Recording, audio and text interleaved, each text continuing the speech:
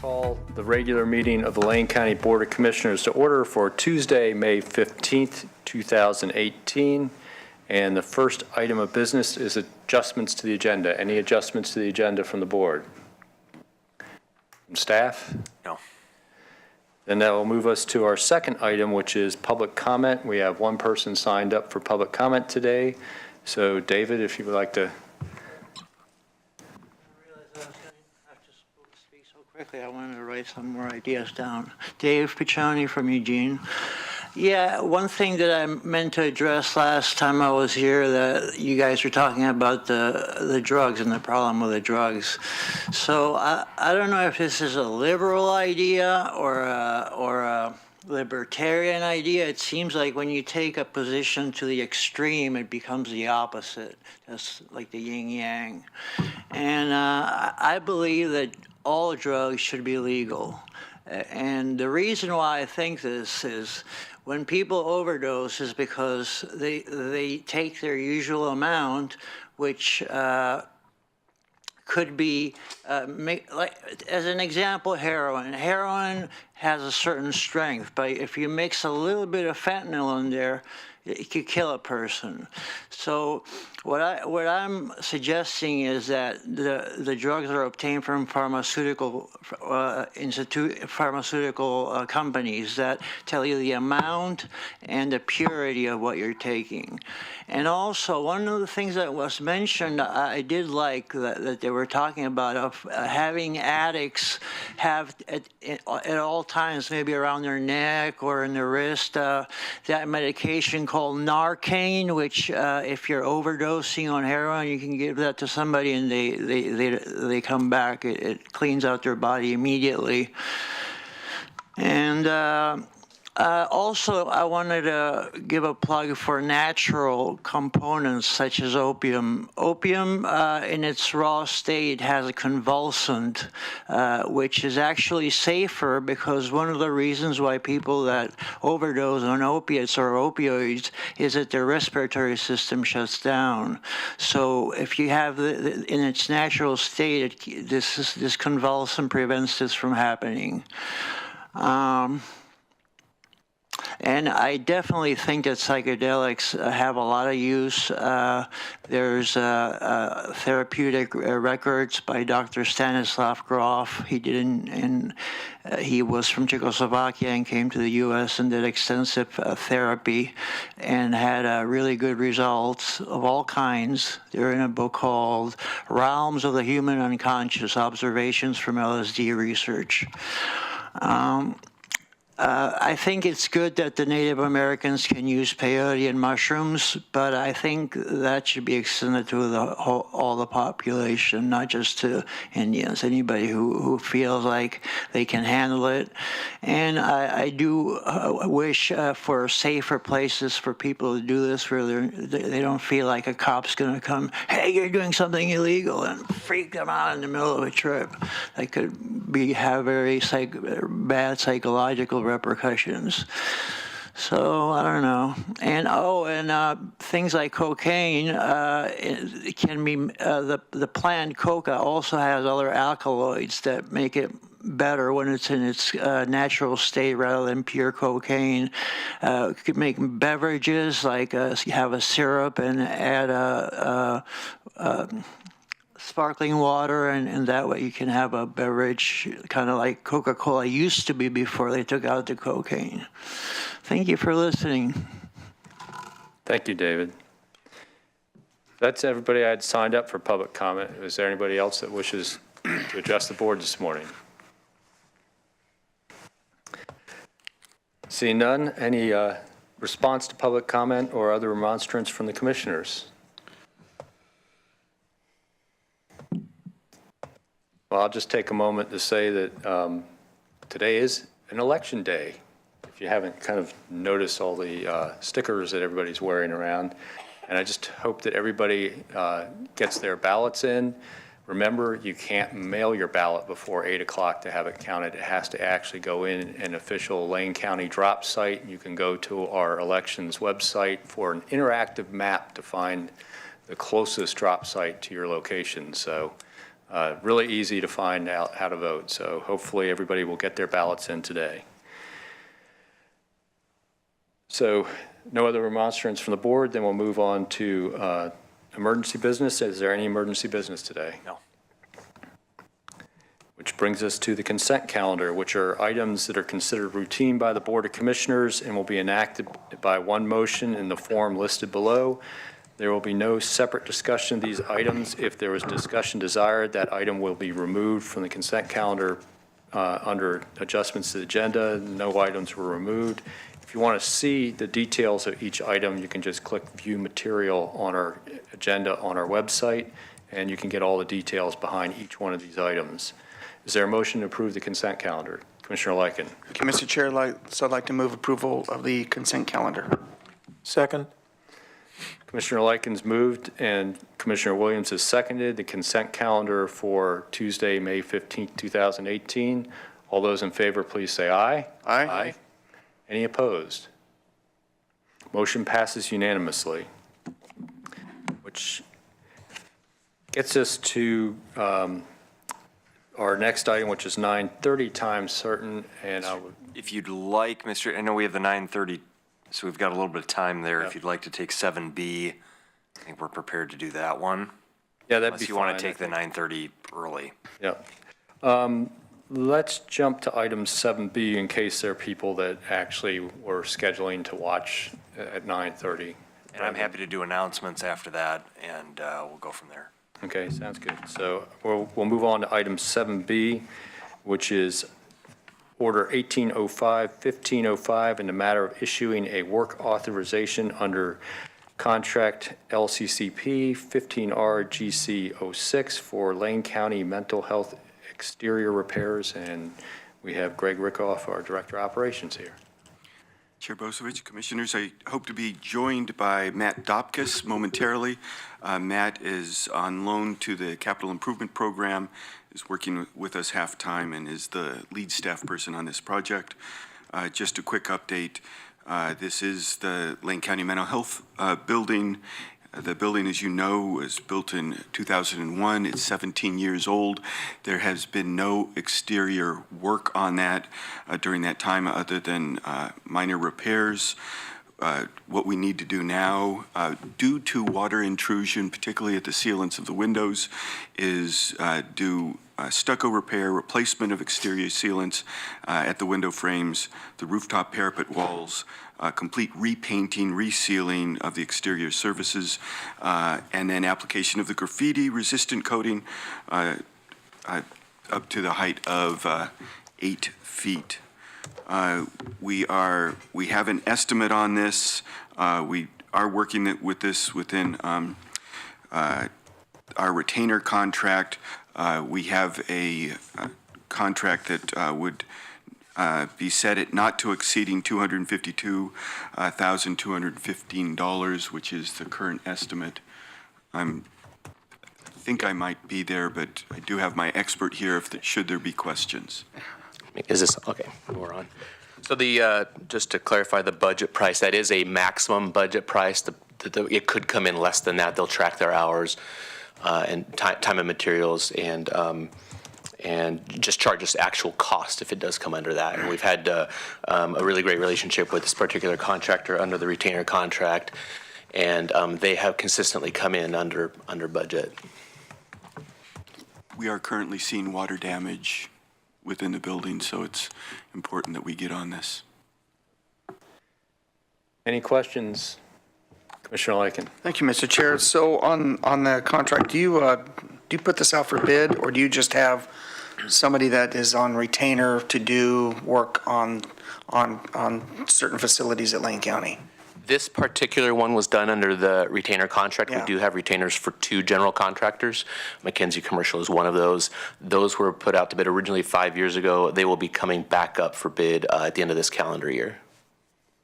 So is that normal to, like, every 5 years? Is that kind of typical, like, especially with certain facilities?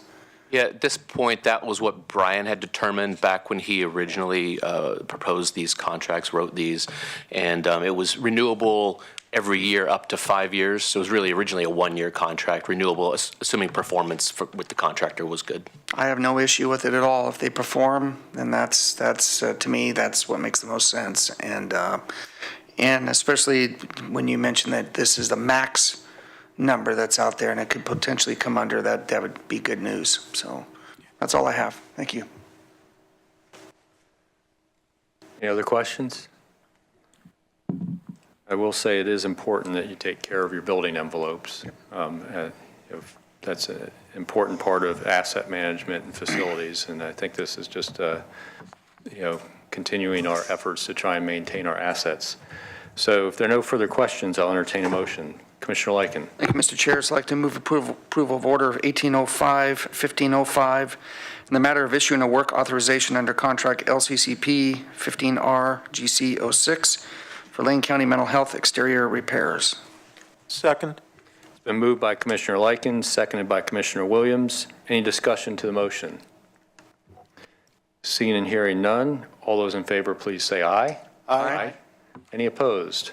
Motion passes unanimously. Thank you. Thanks. So you want to cover some announcements before we move Yeah. on? I just have two here. First, a brief elections update. Thank you, Mr. Chair, for reminding folks to vote and sharing how to do that. Voter turnout through yesterday was 57,279 ballots returned. That's 22.8%. That's a little bit less than past. Commissioner Lycan made the point this morning that the numbers are likely to be consistent with the last primary election because we have a lot more registered voters this time through the motor voter law. Compared to the same type election in the primary in 2014, we expect turnout to be between 30 to 35%. So we're at 22.8 as of yesterday. We expect to be around 30 to 35%. Driver teams will be collecting ballots from our drop site locations throughout Election Day. A reminder, the ballots have to be received by 8 p.m. at an official drop site location, so don't put them in the mail because they won't count today, but take them to an official drop site location. You can find those on our website, lanecounty.org. Election results will be posted at 8 p.m. tonight, followed by updates at 10 p.m., midnight, and when our staff leaves for the evening. Work will continue after Election Day, and that includes processing of precinct committee person ballots, write-ins for the 15 no-candidate file positions, and processing of challenge and unsigned ballots. And then the election will be certified no later than June 4th, 2018. I want to thank Cheryl Betchart and our great elections team for all of their work in advance of the election today and in the days to come. The other item I want to cover, Mr. Chair, is an item that was brought to the Policies and Procedures Committee on April 16th, I believe it was. It was approved by the Policies and Procedures Committee, and it's an APM, Administrative Procedures Manual change, which would not typically come to the board, but because this affects, this is a policy that would affect commissioner travel. We're putting it in the APM, but requiring that any changes to this policy come to the board for discussion. And so I'm looking for head nods for this policy. It's been posted. I think I haven't looked, but Ms. Jones sent out a message. I think she said it was posted to County Administrator Announcements. Is there a link on there? So I'm just checking. Yes, there is. Okay.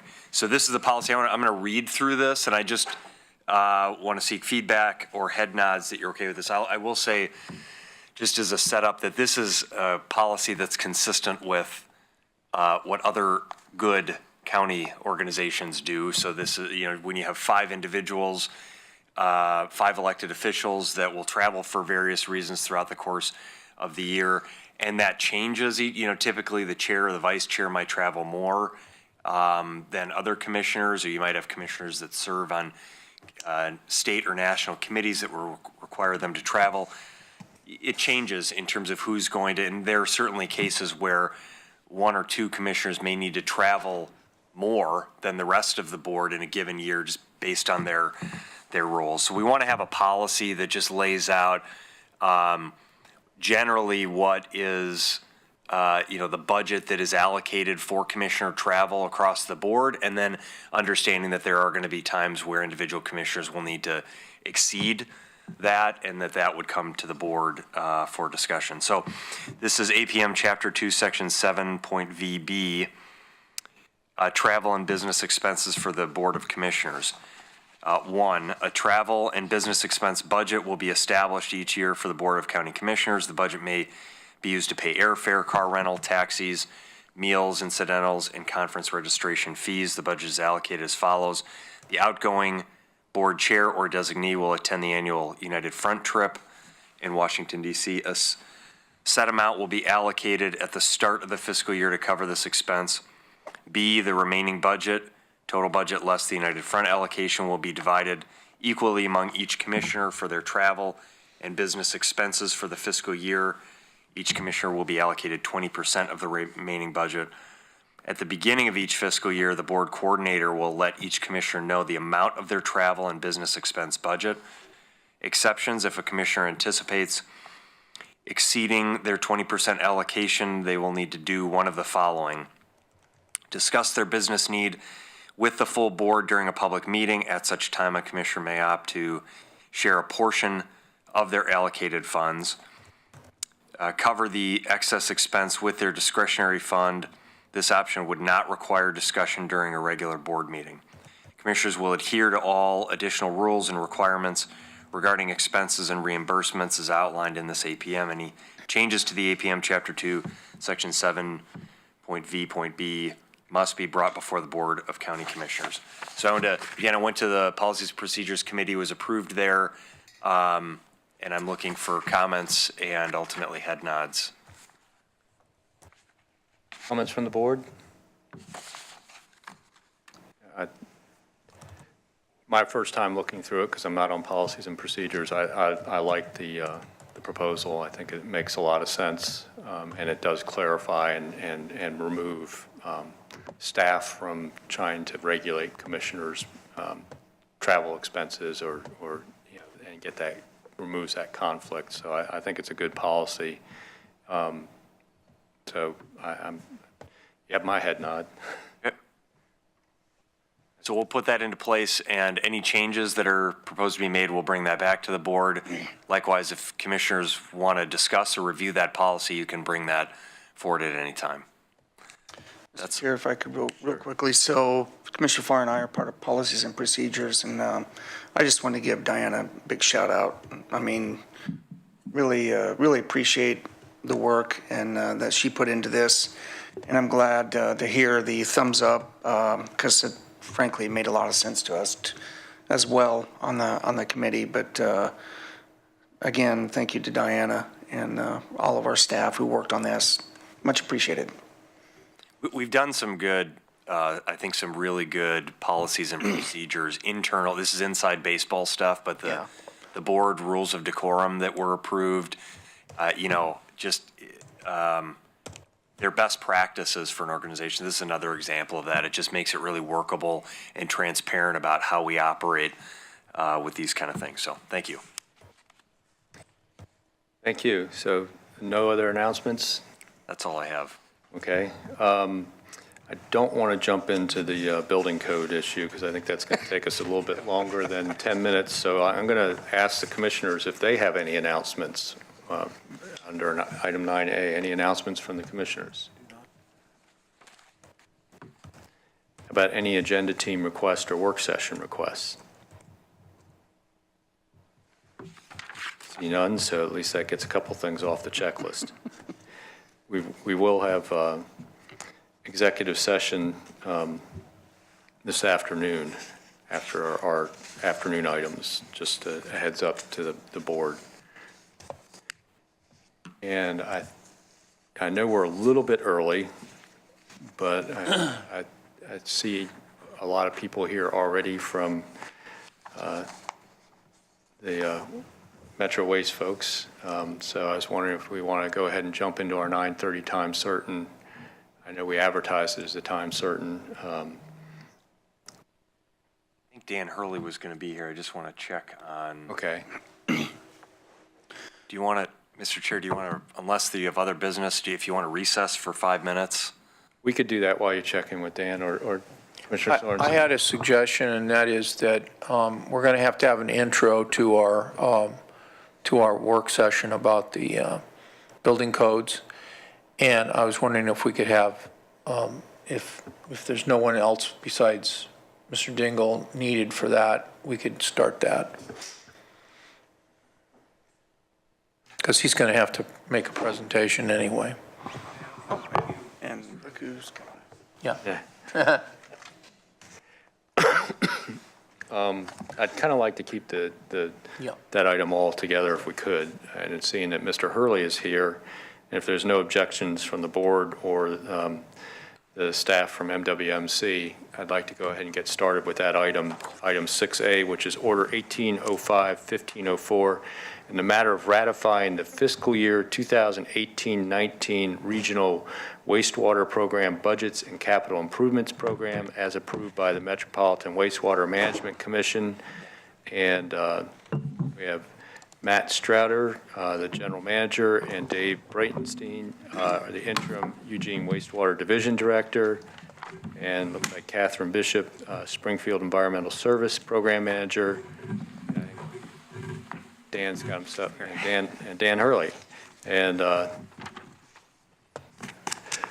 real quick, just so folks know, I know we're taking this a little bit early, but there was actually, if one of you could address whether there was a hearing or anything held by the commission separate from this that was also advertised. So, but go ahead, Dan. All right. Thank you, Chair Bozovich. Good morning, Commissioners. I'm here just to introduce the staff from MWMC, which will present this item.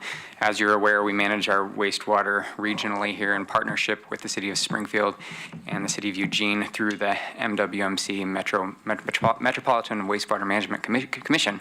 Sorry, that's a mouthful.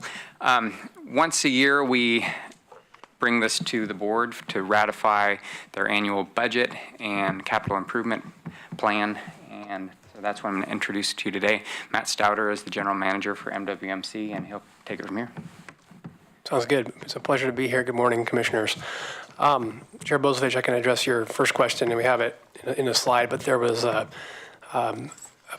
3 work session items with the MWMC to talk about the budget and CIP, and then there was a public hearing that the commission held. And then last night, there was the Eugene Council took action on this item, and then the Springfield Council took action through a public hearing, through a council action a week ago Monday. So this is the 6th or 7th time we've been discussing this, at least staff. I guess with me is Catherine Bishop. She was introduced, and Dave Breitenstein. Also in the audience is John Huber with the City of Eugene and Tanya Kling with City of Springfield, and they were instrumental in putting this budget together as well. So just a quick overview of what we're going to talk about today. I think we did this last year, so I'll be a little briefer, but we're going to talk a little bit about the history of MWMC in our service area, the facilities that we own and operate, and then the components of our budget. So shown there on the screen. So as you're likely aware, the Clean Water Act is the overarching federal regulation that governs what we do. It was passed in response to the dramatic pollution of the nation's waterways, and it passed in '72. You may recall that rivers in Ohio and elsewhere in the country at that time were set on fire by sparks coming off of railroad tracks from trains, and so it sparked public outcry and concern, and in response, the Congress passed the act. Also at that time, there was significant federal funding that was made available for communities that were investing in wastewater treatment on a regional basis, and that was through the Construction Grants Program. And Springfield and Eugene, at the time, prior to that, had separate facilities and decided that with the new requirements that would be placed on them through the Clean Water Act regulations, that they would take advantage of that and treat their wastewater regionally. And so in 1984, the regional plant came online, and in 1989, our biosolids facility also began operation. We have a wastewater permit that's issued to us through the Department of Environmental Quality under guidance from the Environmental Protection Agency. And that permit sets the framework for the regulatory requirements that we have to abide by. In 2004, we adopted, the commission adopted our 20-year facilities plan. We're nearing the end of that plan. We have several projects still in there, but it's going to be, we're looking at renewing that plan in the future, but it's still the 20-year planning document that we're abiding by. And that was in 2004 that identified $196 million worth of water quality improvements for the MWMC. This slide illustrates our service area. As you can see there, we have about 225,000, or we serve about 225,000 folks. That's an approximate number. And that service is mostly inside the city's urban growth boundaries. However, we do serve residents in the Santa Clara area that are hooked up to the wastewater system. And we also provide service countywide for septic haulers. And we recently amended the IGA to allow service from outside our service area for other haulers of hauled waste. We have a 7-member commission. It's made up of a elected official from each governing body and then 4 citizen members. We meet monthly. I'm hoping Commissioner Farr would be here today and I could acknowledge him. He's the commissioner's rep. Chair Bozovich has been on the commission in the past as well. And then I would note that through the partnership, Springfield provides the administrative functions for MWMC, and Eugene provides the operations and maintenance functions. Okay, our regional facility is located in North Eugene off River Avenue. The main treatment plant was designed to treat an average of 49 million gallons a day on a regular basis. Our actual flows are closer to 30 million gallons a day, but we can handle up to 277 in the wintertime when we're dealing with peak flows. So we have plenty of adequate capacity at the time.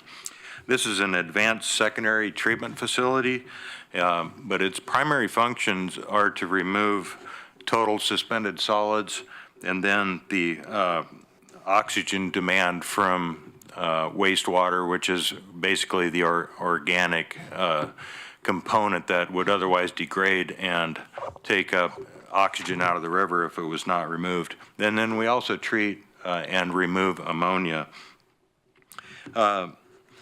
Other pollutants are administratively controlled through pretreatment programs operated by both Eugene and Springfield.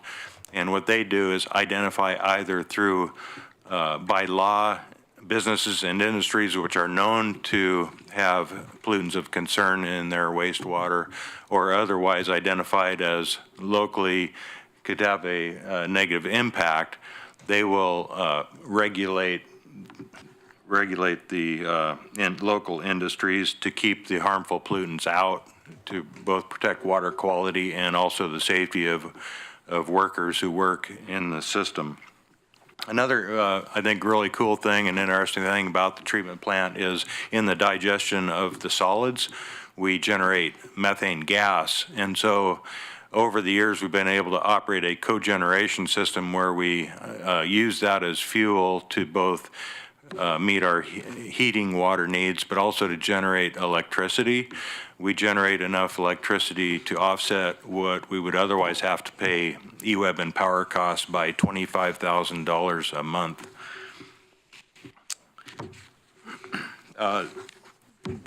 Both the plant and the facility staff this year are being recognized by National Association of Clean Water Agencies for 11 consecutive years of operation without a violation of our effluent discharge limits. The solids that are removed at the main treatment plant are conveyed by a pipeline out to our biosolids management facility located off of Aubrey Lane between Prairie Road and Highway 99. And there the biosolids go into lagoons for an average of about 3 years, and then we harvest them each each year we'll dredge the lagoons out and then de-water those solids, put them out on about 25 acres of asphalt drying beds, form these solids into windrows for further air drying, and to prepare the biosolids for land application. The land application is we use the biosolids agriculturally as a fertilizer and soil amendment to both the MWMC's poplar farm and to private agricultural growers in the area, which mostly farm ryegrass and fescue. We generate about 2,500 to 3,000 dry tons a year. So if we apply that to a land, that equates to about 500 acres of agricultural land we're able to put the soil amendment on, which will not require any commercial inorganic fertilizers, which are more prone to groundwater contamination. So that's a big plus for biosolids. We manage the biosolids program as a Class B program. However, when we test out the biosolids, they do meet the Class A, which is the highest quality of biosolids that can be generated, which basically means it's virtually pathogen-free and just little more than trace amount of metals. And then we have adjacent to the biosolids facility a tract of agricultural land where we have the biocycle farm, 600 acres with 400 acres of hybrid poplar trees. And the reason we go with hybrid poplar trees is they have a much higher uptake of ammonia nitrogen than regular grass crops do. We can apply twice as much biosolids on the poplar trees than grass for uptake of the ammonia nitrogen, and then we're of course that's we end up with a good wood product. One good thing about the quality of biosolids that we produce is that means that the contaminants of heavy metals are so low that there is no limit on the site life of this land. So we can basically, we'll be able to use this site for as long as we choose. The poplar trees, there's 3 management units that are grown in 12-year cycles. That's to conform with agricultural limitations because the land is a farmed wetland. So that's the reason we're limited to 12-year cycles. But we do also irrigate the trees each summer with our plant effluent. So about a total of 80 million gallons of recycled water is irrigated to the poplar trees each year. Okay, this slide goes to Chair Bozovich's question earlier. It shows our budget schedule. And so we're here today on the 15th for, asking for your approval of the board order to ratify our budget. We've completed the first 3 steps. There was 3, as I mentioned, 3 work sessions with the commission prior to April 13th as well. And then we'll be back to the commission in June for a final budget adoption to implement on July 1. Our work plan and budget is driven by the key outcomes that the commission has adopted. We show these every year. They're high level. Under each of these, there is a number of indicators to indicate how we're doing. One thing I'd like to focus on is number 5, public awareness and understanding. We've kicked off communications campaign. Recently, this last year, we launched some social media campaigns, Facebook and Twitter. Would encourage the commissioners to follow us if you would so choose.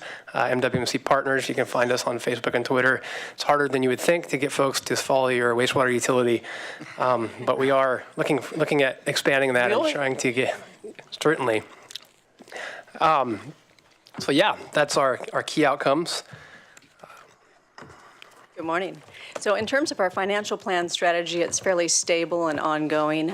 We do continue to use our revenues from system development charges to fund our debt service for those projects that span into future growth.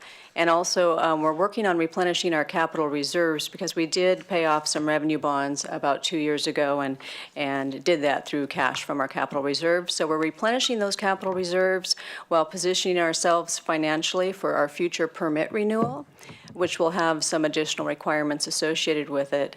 In the meantime, we're maintaining responsible rate changes to work towards pay-as-you-go capital investments. So for those projects, infrastructure projects that benefit both current and future residents, we're trying to defer future financing and the expenses associated with that financing where it makes sense.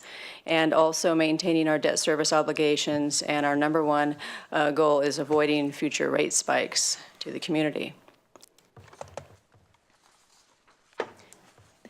This chart shows the adopted rate change that the Metropolitan Wastewater Management Commission adopted. It's 2.5%, which would be effective on July 1. For a typical residential customer, if we assume 5,000 gallons of wastewater treated, it would be an increase of about 64 cents per month. We do find that we have a number of residential customers, both in Eugene and Springfield, that actually use a lesser amount of wastewater, and so those customers would pay less, and those who have a greater impact on the wastewater system would be paying a slightly more. But we usually use that 5,000 gallons as a measurement to remain equal to other communities. This is a very quick summary of the combined Springfield and Eugene budgets, which make up the regional operating budget. And as you can see, the first row is showing the full-time equivalent in staff, and we had a slight change upward of 0.96 of an FTE, or about 1%. And what that reflects is a maintenance position that was formerly funded in the budget, but through contractual services, and that has been made into an actual personnel services position. So there's no real impact to the budget other than kind of a transfer. And so you can see that the personnel services overall did go up about 2.8%, but we had a pretty significant tightening of our materials and services budget. And you can see that that's about a $500,000 reduction. We really did some hard work to tighten that up, and you'll see a 7.2% reduction. I will point out that there was one or two items in there that were one-time in nature that got pulled out as well. And then capital outlay sometimes can look alarming on the percentage, but that's usually when we're bringing in a new piece of equipment or a fleet. So the dollars increased by about $55,000. And in terms of looking back at our trend over the current year and the former 5 years, or 4 years, here's a comparison in terms of the operating budget, and you can see where we have that decrease in this year compared to the prior year. And actually, if we look back over the last 4 years, average annual increase was 2.2%, and that's for the operating budget. You'll find future in this presentation more information about the capital, and that's where a lot of our dollars are being expended. We have two carryover capital improvement projects for the coming budget year. These projects are currently under construction. The first, we're building a new digester. The original plant had 3, and we needed more room because to create high-quality biosolids, we're required to have a detention time in our digesters of at least 15 days. So we've gotten to the point now where with one of our digesters offline for maintenance or cleaning, the detention time with only 2 online is exactly, runs pretty close to 15 days now. So we're adding that digestion capacity so that we can continue to have a good biosolids capacity. The project is about 60% complete, and the cost on this was $16.6 million. And then we're also undergoing improvements to both our maintenance building and our laboratory. Our maintenance building, which had been in use since the original plant construction in 1983, our staff has just outgrown that space, and so we're in dire need for more locker room space and workrooms there.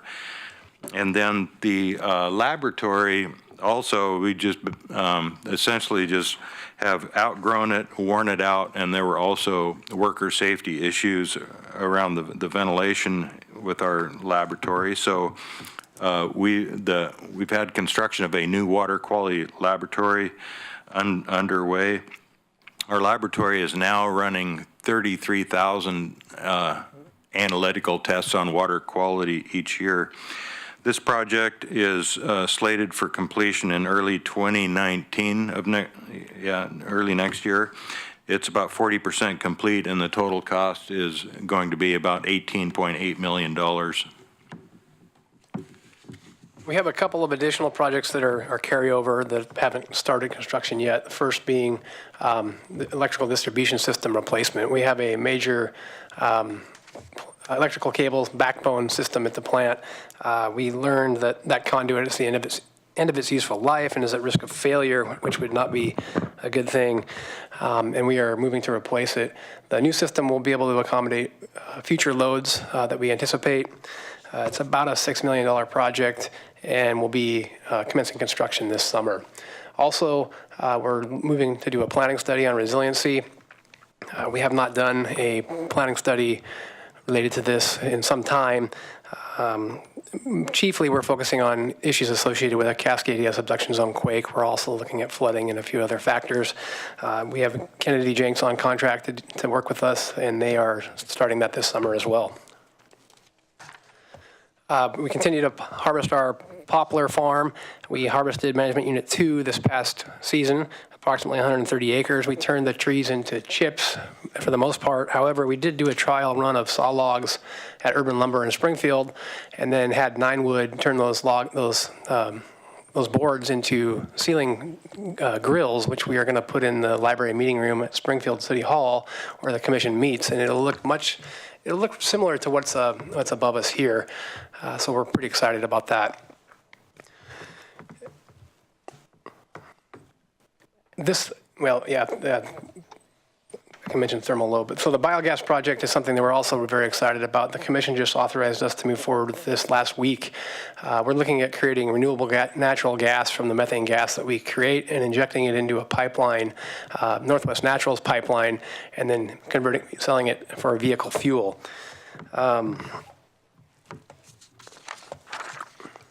So right now, as Dave mentioned, we power about 60% of the plant with our biogas.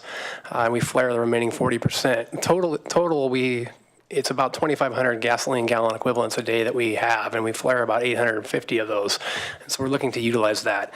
There's a tremendous opportunity here to potentially make money on this project, and then we would, if that's the case, we would like to utilize that and put it back into our revenue streams to help offset future rate increases. We anticipate construction of this project in 2019. This slide is a rolled up version of our capital budget and plan. As you can see, the total capital plan for this year is $34.1 million. 16.9 of that is carryover from the previous year due to the nature of the large projects and those projects spanning multiple years. The total 5-year capital plan is approximately $93 million.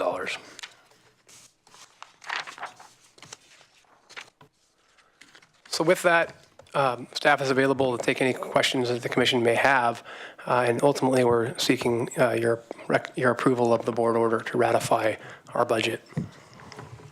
Questions from the board? Commissioner Lycan. Thank you, Mr. Chair. And not necessarily questions, but I was glad to hear the information on the poplars. I remember United Front trip, my first United Front trip, we were talking about that with the delegation back then, and I was city councilor, Sid Lycan, so that was prior to 2000. I think it was 1999. And I think Commissioner Sorensen might have been on that trip too. It was a long time ago. But so it's kind of, I actually like hearing that, because that was actually we were really full court press with the delegation, with the Clinton administration. So it's kind of fun to see what's coming out of that after all these years. And by the way, Urban Lumber, they're a pretty impressive operation. So it's pretty cool. all the way. I did have one question, and that was, you were talking about the capital, I think is a capital facilities plan? So I think it was About the resiliency plan or just the overall capital plan? the capital plan that was adopted in 2004. Oh, the facilities plan. So the facilities plan, and you're talking about you may need to go looking at 2024, is that correct? So 20-year? Yes. So it's 20-year cap.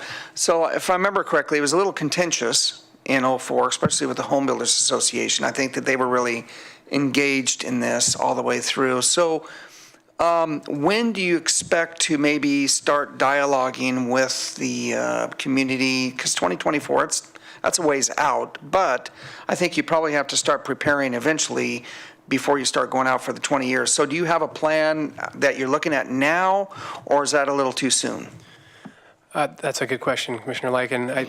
It's probably a bit too soon right now. The driver for a new facilities plan for us is really going to be once we start working with DEQ for a renewal of our permit, which will set standards that we need to meet, which will then give us an idea of what our upcoming 20-year plan should look like. Right now, we have an idea of some of our needs from an equipment replacement standpoint, from an asset management standpoint, from an aging plant standpoint. But as far as new capital construction, we have a kind of an idea, but we don't know until they say, for these parameters you need to meet X, and you are currently meeting Y, and now by the way, there's these new standards that are going to be imposed on you, and you're going to need to meet those.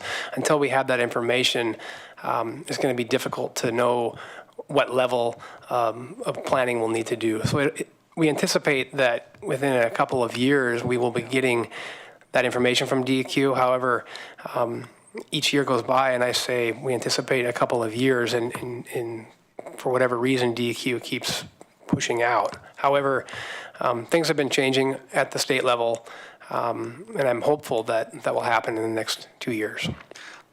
My recommendation is it's never too soon to start preparing the community for the work that you may have to be engaged in and overall. But I just want to say again, thank you very much. I mean, I think we're so blessed by having such an impressive MWMC here. And when you share, what we're able to do here locally with other communities, especially when you go back to our national associations, you start talking about what we have in place here.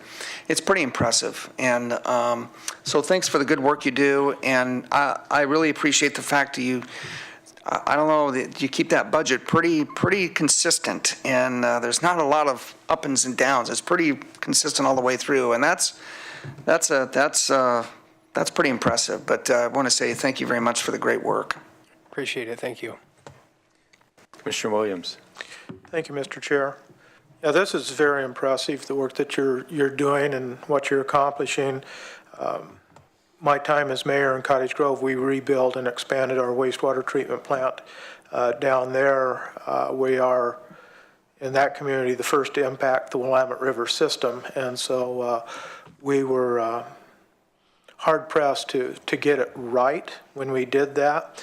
One of the things after we had rebuilt that system that popped up was the thermal load, and so we were able to purchase a golf course and apply some of our reclaimed water for greenways and those types of things.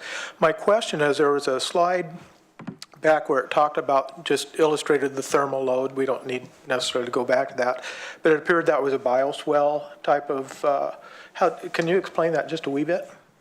Sure, I would be happy to. We have a pretty robust thermal load planning program, and we're attacking that issue on a number of fronts. We have in our current permit, we have a thermal load that's not an issue to meet. It's what we know that in the coming permit, the temperature issue is becoming much more stringent and much more of a concern, and so we're planning on how we will meet that. And there's a number of ways.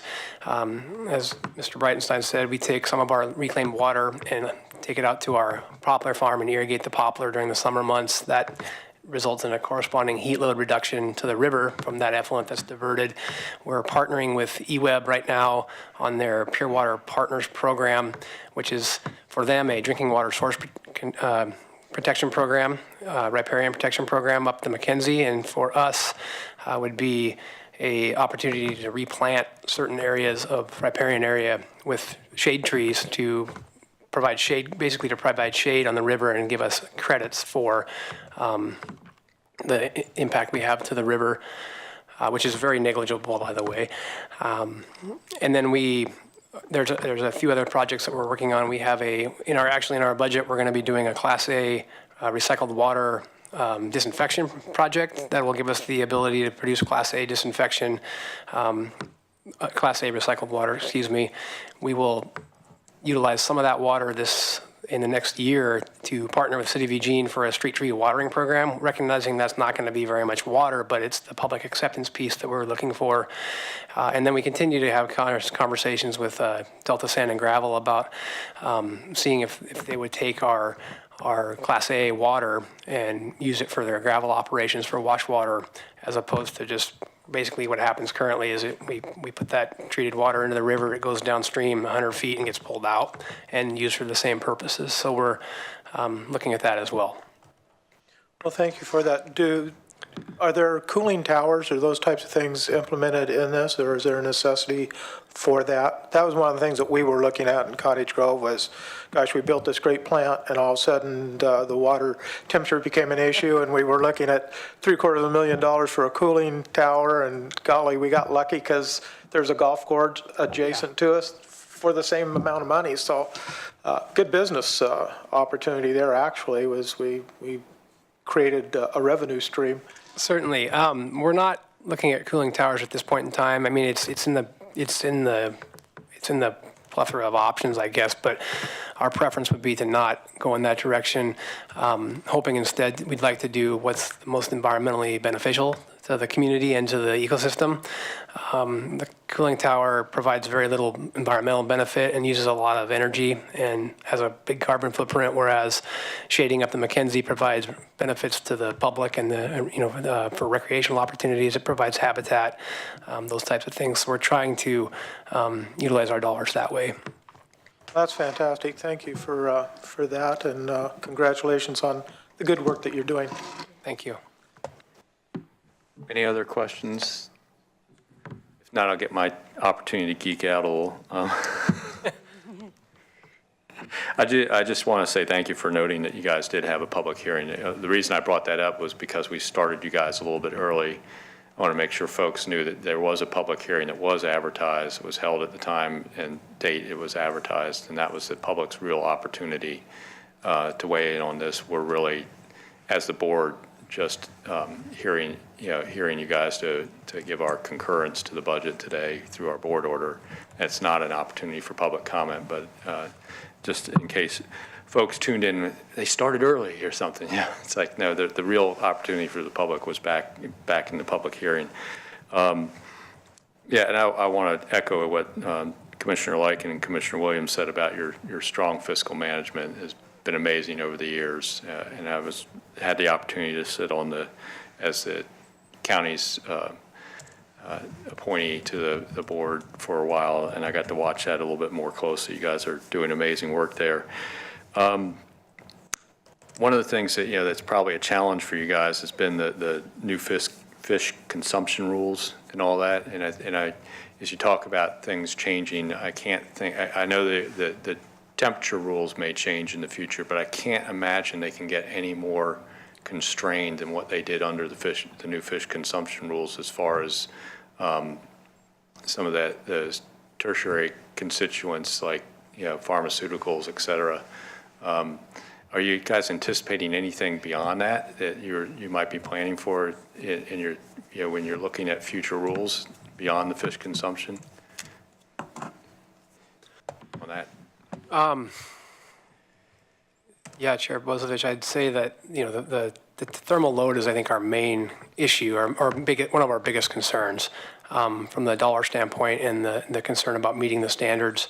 However, the fish consumption rules are very stringent. I think Oregon has the most stringent fish consumption standards in the country.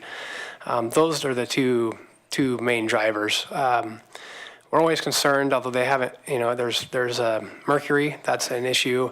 Most of the mercury that comes to us is from atmospheric deposition. But there's a mercury standard that DEQ has and is working on. And so we'll need to look at mercury and probably have a mercury minimization plan that we prepare and that the Department of Environmental Quality will approve. That'll pose a significant challenge to us as well in the future. But probably, those are kind of the main issues: temperature, toxics, and mercury. Anything from you? Copper possibly. Yeah, Those are metals are a thing we always need to keep an eye on. Yeah, I was noticing copper was as far as your solids go, was the highest, getting close to as far as getting close to the 50% of the EPA standard. Yeah. The challenge with the Clean Water Act and the way it's written is that it's continually ratcheting down. And so every time you get a new permit, the standards correspondingly decrease. The ultimate goal, of course, of the Clean Water Act was to eliminate all pollution from the nation's waterways by like 1988 or 1990. I don't know the date. However, the testing technologies that we have now, you can find micro contaminants down to the well below micrograms or nanograms per liter. And so there is no such thing really as pure water. If you were to drink pure water, you wouldn't like it very well, but it would hurt you. So that's a challenge that we continually have to deal with. And ultimately at the federal level, they'll need to, they're going to need to make some revisions to the act. I know they've talked about that, and it's been a topic. It's just been a challenge to address that.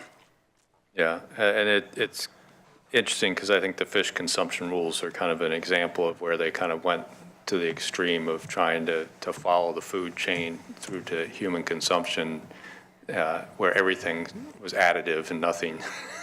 Yeah, it was a very interesting set of science, and it was similar to back in the 60s as the nuclear industry was getting underway.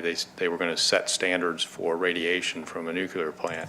So they went to, if there was a pasture outside and it got so much deposition and cows ate the grass and kids drank the milk and all that stuff, they came out with a standard that was below background radiation in the atmosphere.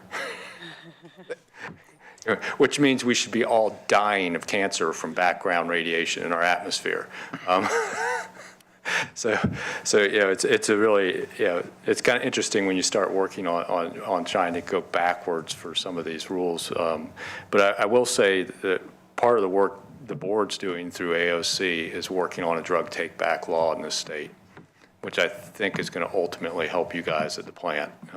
Because it's that, the flushing of pharmaceuticals now is a real issue.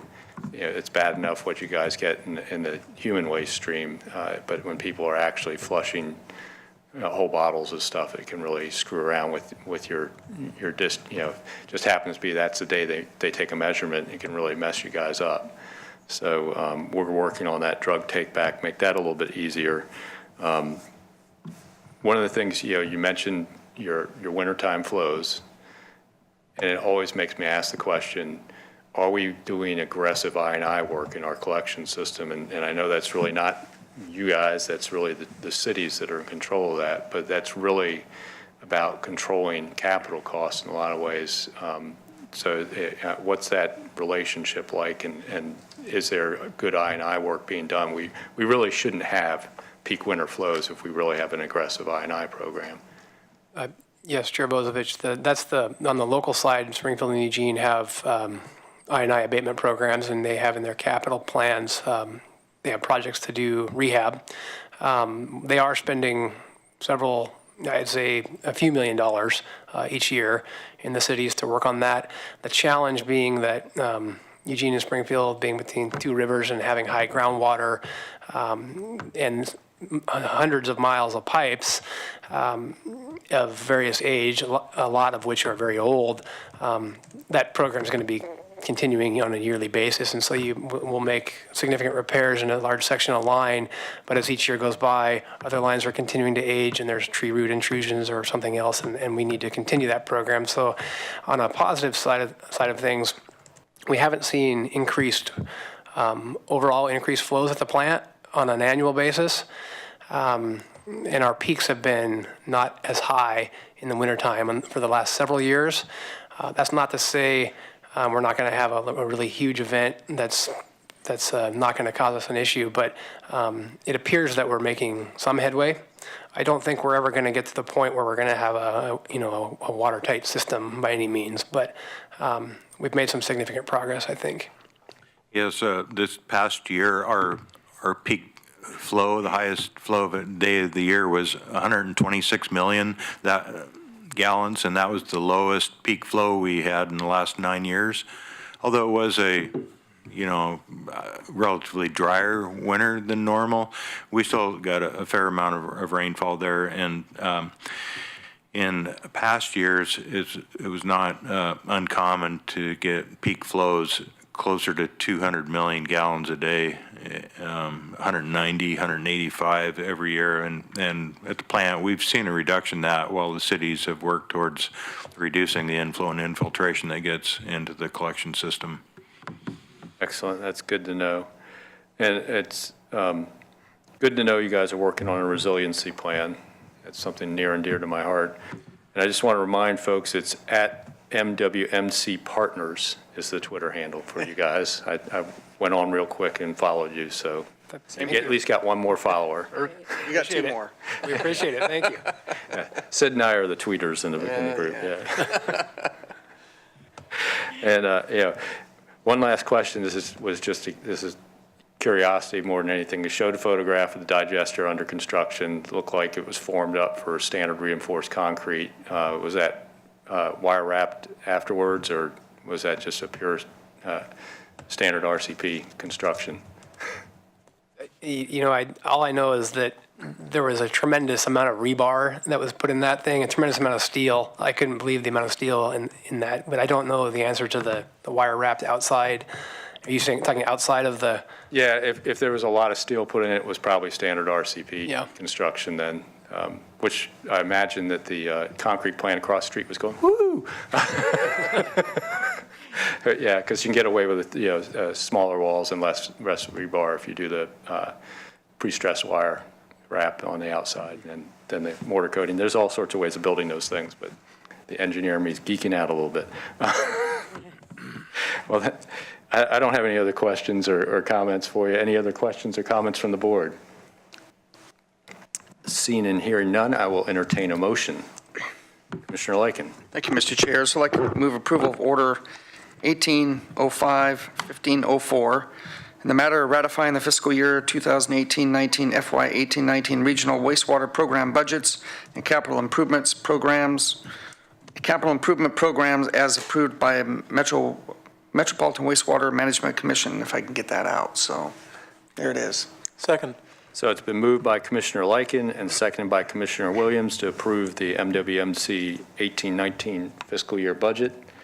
Any discussion to the motion? Seeing and hearing none, all those in favor, please say aye. Aye. Any opposed? The motion passes unanimously. Thank you very much. Thank you. Great job.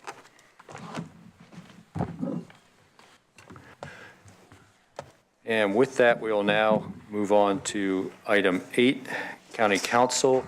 And I know we don't have any, I'll first ask if there are any announcements other than that we're having exec session this afternoon.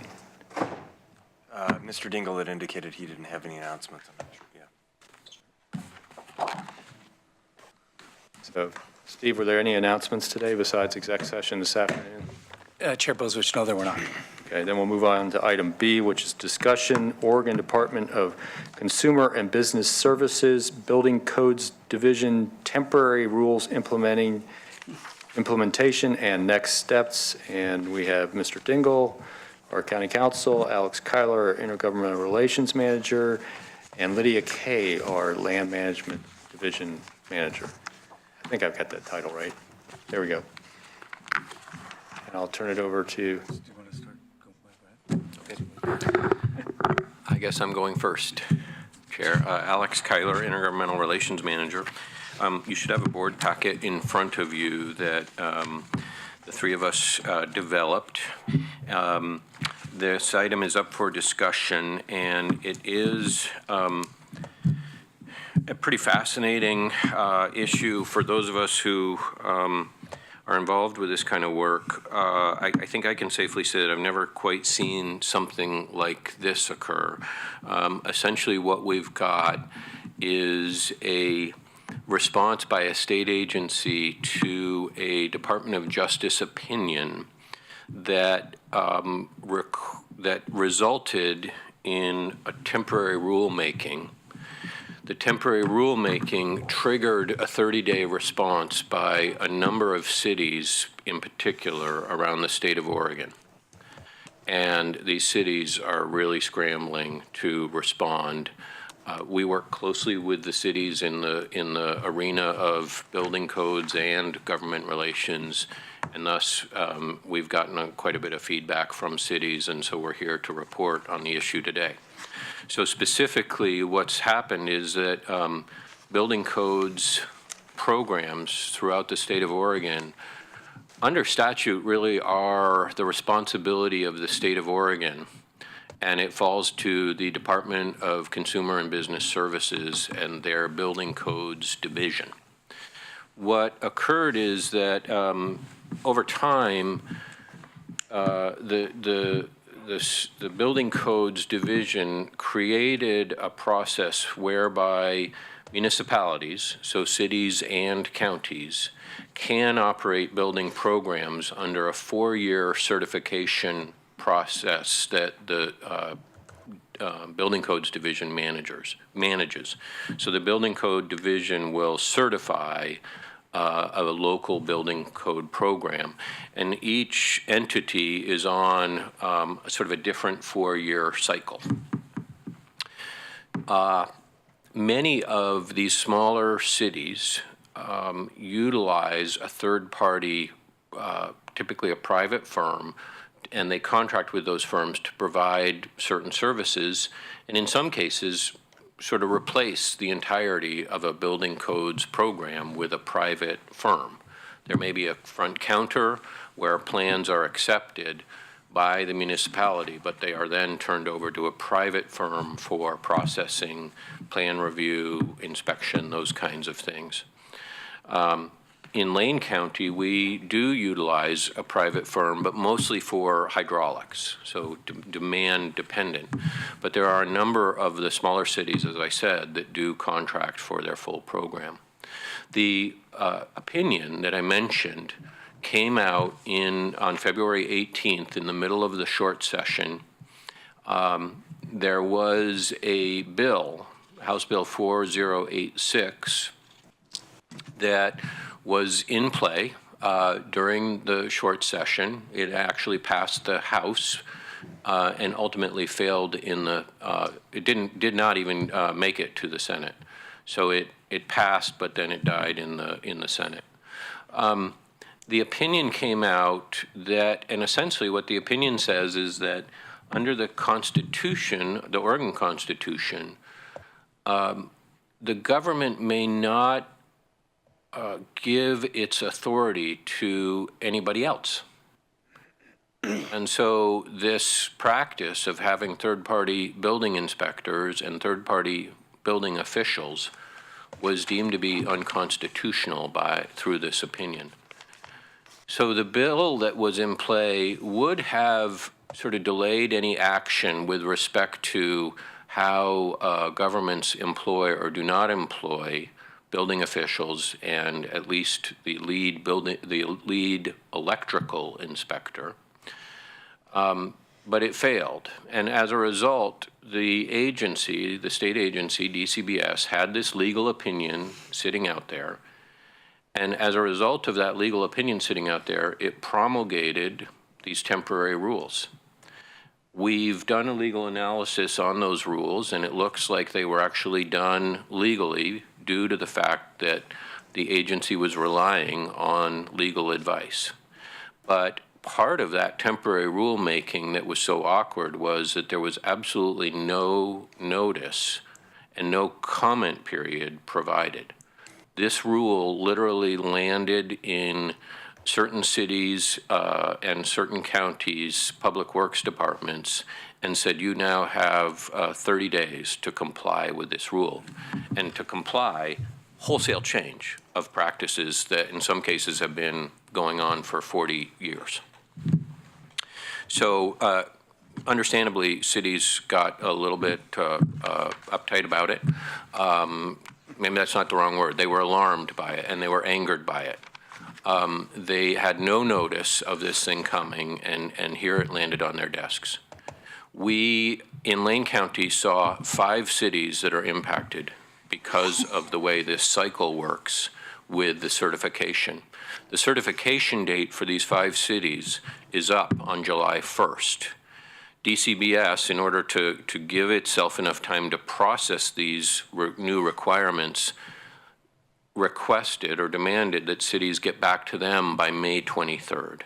And so that's the situation we're in right now, where a number of cities, 5 cities in particular, are trying to comply with these new rules. We think the rest of the cities in Lane County and the county itself will receive a similar notice sometime in midsummer that we need to prove compliance with these rules as well. One of the issues that's particularly thorny around the new rules is that they say that cities may work together to comply, so they could share certain staff and have sort of a miniature regional program. But they limit the number of entities who can work together under the rule to 3 municipalities. This is a challenge because we believe that Cresswell, Veneta, and Cottage Grove, which were in this first round, have figured out how to comply by joining forces. But Florence and Dune City, the remaining 2, don't really have a plan for how to comply at this point in time. And that's been a problem. If we can work out something to work with them, conceivably the county and the 2 cities have created an allowable arrangement under the new rule. Problem being, however, is that when we see this next round of compliance requests come out, we've got an additional 5 cities that are going to have to figure something out. And essentially the county's plate will be full at that point in time. And so there's sort of a built-in unlevel playing field, really, for these cities. The League of Oregon Cities has taken the lead on sort of channeling the outrage from the cities, and they are planning to challenge this rule. This is a really dynamic environment. We do know that there was a phone call between a number of cities and the legal counsel for the League of Oregon Cities that occurred yesterday. And it does appear that at least one Lane County city is going to be participating in that legal action. That's our understanding, is that the Dune City Council did pass a motion that established a small legal fund and a willingness to participate in that effort. There's been quite a bit of outreach to the governor's office, either directly or through the Regional Solutions Program, and there's a dialogue going on within the governor's office over this issue. The Association of Oregon Counties, during yesterday's legislative meetings and the steering committee meetings, did invite the director of the Building Codes Division, Mr. Mark Long, to present at their meeting, chaired by Commissioner Lycan. There was quite a bit of discussion. Much of it was led by Commissioner Bozovich to discuss and channel, again, the displeasure with the way that this was rolled out. We did learn something new at that meeting, but not a whole lot new. But it was significant that Mr. Long did announce to the membership there that as of Friday, he understands that the Department of Justice is taking a second look at this opinion. We don't know what that second look really entails or involves, but I think we will probably see some new news on that in the near future. But that's about all we know at this point, is that there is some kind of review of this opinion that is occurring. I think I'll turn it over to Mr. Dingle at this point. That gives sort of a synopsis of your packet. There is some recommendations there that staff is making, and I think the one that at least I'll touch on is I do think it would be wise for the board to author a letter to the governor's office that formally puts in writing sort of the situation that we find ourselves in, and the alarming situation of really having to respond to something that we had no prior knowledge of in a 30-day window. You know what, Mr. Chair, I'll pass and wait till Mr. Dingle gets re. And I'll pick up a little bit on the sort of the legal issues here. One of the difficulties, and Mr. Kyler mentioned it, was the way that DCBS went through their rulemaking process. Normally, under ordinary circumstances, there would be a 6-month period of time from the time the rules are proposed. They'd give notice to folks who would be reasonably affected. They would be part of the process. There would be some give and take, some back and forth. That did not happen. And in fact, I think it's actually that was a 21-day period from the time they started. I have not heard a good explanation from Mr. Long as to why, when they undertook that rulemaking process, that very shortened period of time, that they did not send out any. I mean, I'll be the first to admit, under the rules, they're not required to, but I haven't heard a good explanation for why they did not send out notice to, like, the League of Oregon Cities, Association of Oregon Counties, at least those people whose programs were coming up for recertification this year, and let them know that they were going to adopt these emergency rules so that they would have some input. The practical effect of that is that we have to wait to make a challenge to those rules. They only get to stay in effect for a certain period of time, at which point they're going to have to go through the ordinary rulemaking process. The problem with that, of course, is that these programs have to be certified in the next 2 weeks. And that period is way past the July 1st period. So we're pretty much, the cities are stuck with, or the entities that are affected by this are stuck with these temporary rules. So there really isn't a way to legally challenge them at this point. We have, and I believe it was raised yesterday, I know that Mr. Kyler was at the meeting. I've read the opinion a couple of times from the Attorney General's office. I really can't see the constitutional basis for the limiting to 3 programs. I asked Mr. Long that during a telephone conversation a little over a week ago that Mr. Kyler and I had. He promised to give me the authority for that. He has not.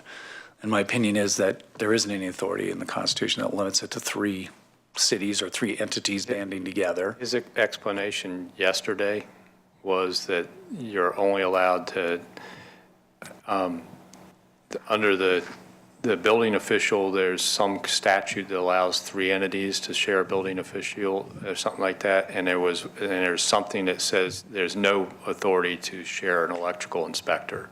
So they kind of, or I forget how, it was a certain number that could share a building official, but electrical inspectors were limited to 1. So they kind of chose 3 as somewhere in the middle or something like that. It was really a kind of very roundabout, bizarre explanation. Right. And again, that kind of is the way that's another example of, had they asked for input on these emergency rules, these temporary rules, people would have talked about things like that. Because again, if he's now taking the position that it's not constitutionally required, that it's a matter of statute, it's possible that that issue could have been addressed in these temporary emergency rules. In other words, for the period of, the next 180 days, or for this certification period, more than 3 people could do it to address this issue. But again, since nobody had input, no one had an opportunity, I still think he might have the authority to do that himself by changing some of the rules. I have been in contact with, I've had a number of conversations with Rob Bovett, from AOC. I've also not, as you can imagine, this has been a very hot topic among county councils, not the least of which is the potential impact, which is broader than just this, which is the impact it has on these entities' ability to contract with lots of discretionary services. It's not just these building programs that these small cities do this with. They do it with legal counsel. They do it with all kinds of things that involve discretionary activities.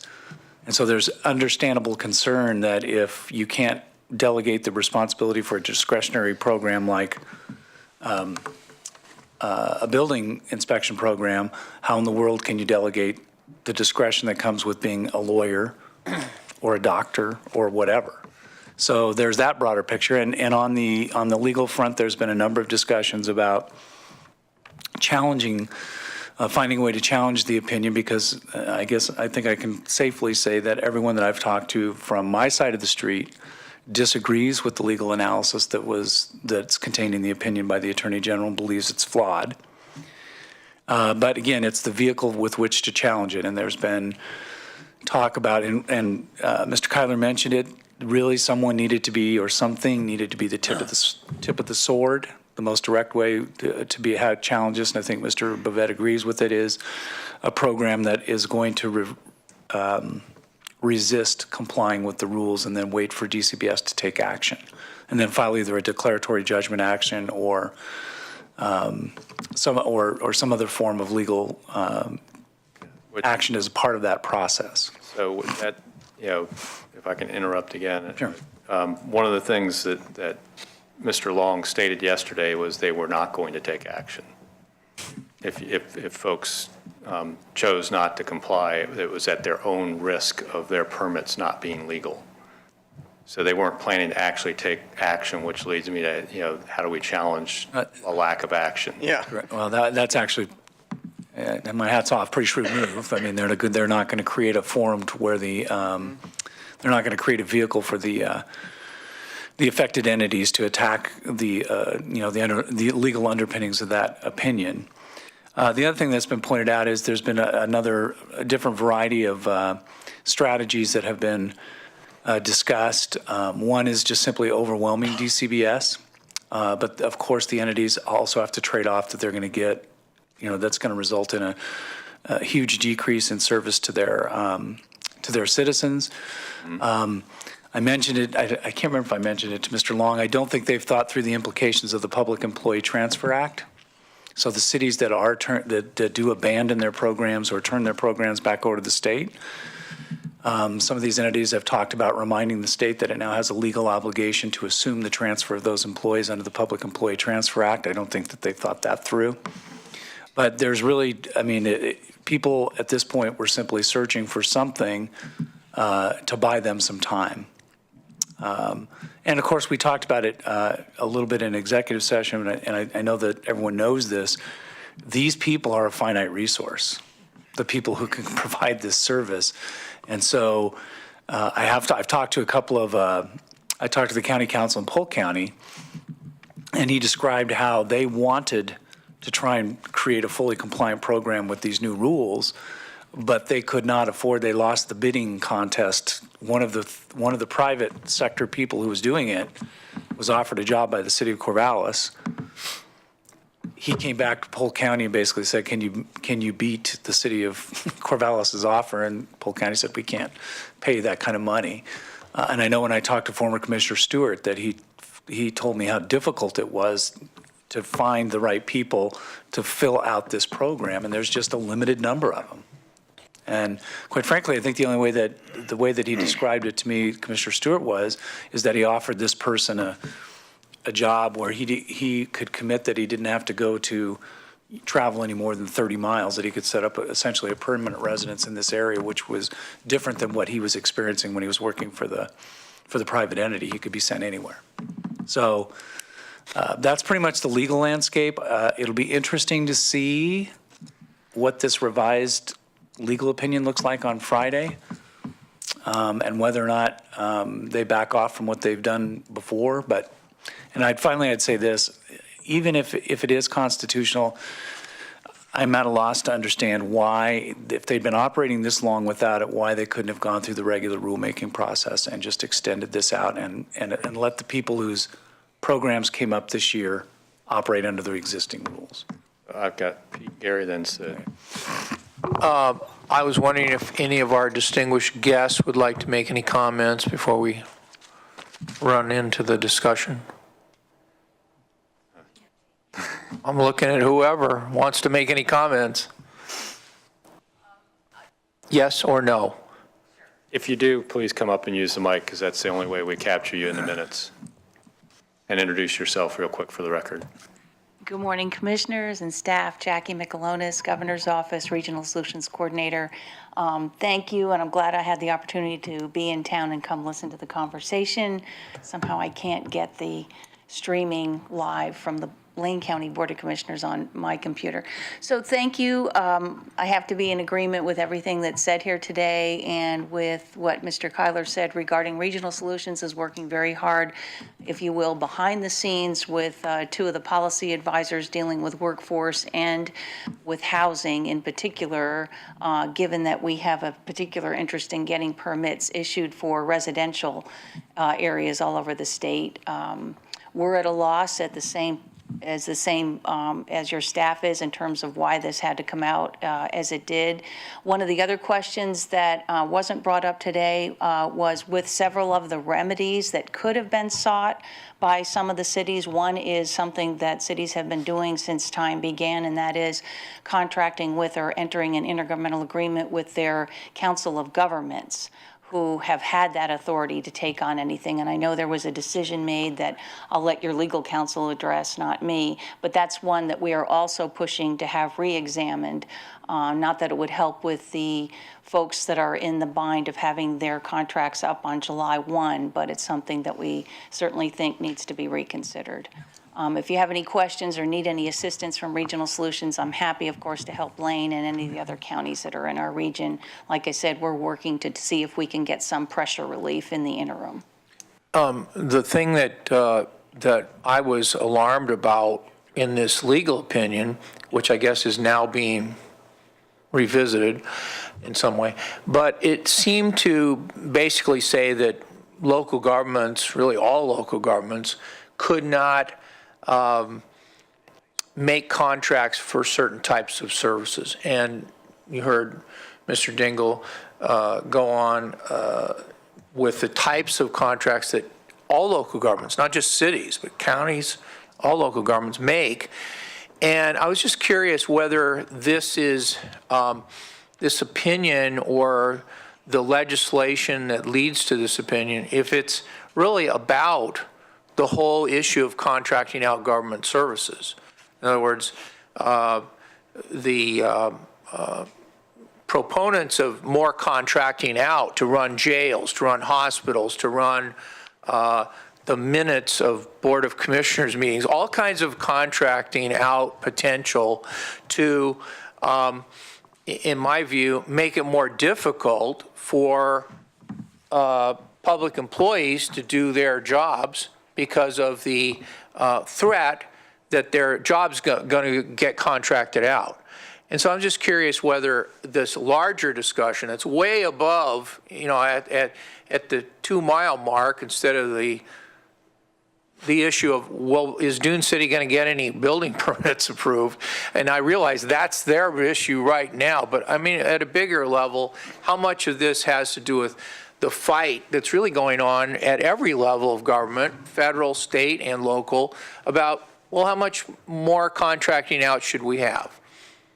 Yeah. What do you think? I wish I could address that, but I really can't, Yeah, and that's okay. probably better for your legal counsel to address. But Yeah. I'll certainly pass that question back on through the governor's office. You're not the only ones that are questioning that. Well, maybe the other thing is that that the you know, the practical part of this is, can the governor's office, can you guys help us with the issue of pulling back these temporary regulations so that the heat is not on all these cities to scramble around and try to make agreements on a short term just to comply with some temporary rules that might get rolled back anyway because of all the controversy. You know, if I were up there, I'd want to do something to address this controversy rather than have it just continue to, you know, mushroom out of control and have all these people that, like our two commissioners from rural Lane County, they've got these cities calling them up. What do we do? What do we do? Well, one thing you guys could do maybe is ask the you know, the department to just withdraw their emergency rules, start over. It's not like, they're not going to enforce them anyway, it sounds like, because of the controversy. So why not just have everybody take a step back and draw a deeper breath and see how to reconcile all this without more pressure on them. That's an idea. So don't run away, because while you're still up there, I have a couple pointed questions, just so I can clarify some stuff. So is the Department of Consumer and Business Services Director an appointee of the governor? Yes, Cameron Smith. Is Mark Long, the Building Codes Division Director, an appointment of the governor? And I don't know that. I would think that since that's a division within an agency, that is appointed or chosen by the director. By the director, but the director is a direct appointee of the I governor. believe so. I'll double check that, but I believe so. I just, you know, want to establish the chain of command for the person that's enforcing this radical short-term, short timeline, 30-day reply, emergency set of rules that you know. Absolutely. Who does he answer to? Who does that person answer to? And it only takes 2 steps to get to the governor, so one of which is a direct political appointee. I hope you can kind of pass the message on to the governor. We're expecting maybe some intervene by her office directly. Absolutely. I imagine it was the governor's office that asked the AG to review the opinion, because from what Mr. Long said, it was not that DOJ was reviewing the opinion. The AG personally was going to be reviewing the opinion. That was what we had a meeting yesterday, and that was my understanding as well. And my understanding is that Mr. Long does report to Mr. Smith. Okay. I don't know who appoints him. I'll have to find that out. Yeah, but yeah, you know, whatever you can do to convey our desire to the governor's office to intervene in this situation, because it is, even though we may not have impact because they won't take enforcement action, ultimately it's going to impact in permit delays and other things and exacerbate our housing crisis. And I know the governor was out touting some programs in the last week trying to find solutions to the housing crisis. It seems like here we're going to have a situation that's going to exacerbate our housing crisis. And you know, we've functioned for years under this system. 6 more months to try and maybe get this thing straightened out can't hurt things. So I don't understand why there's an emergency in this situation. And if you could please, you know, Absolutely. pass my personal request, and we'll probably be following up with a letter to that effect, asking for intervention. That would be great. And yes, we are. And if it doesn't help, but all of your regional solutions coordinators are hearing from all of our counties and cities and trying to see what we can do to lessen the impact.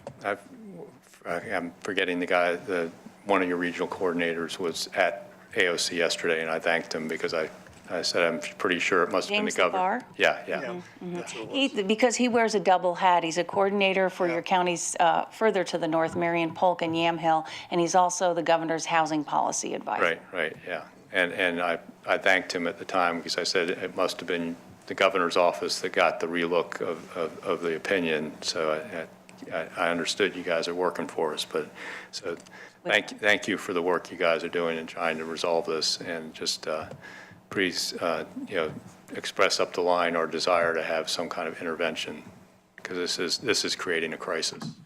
Absolutely. Thank you, Jackie. All right, thank you for your time.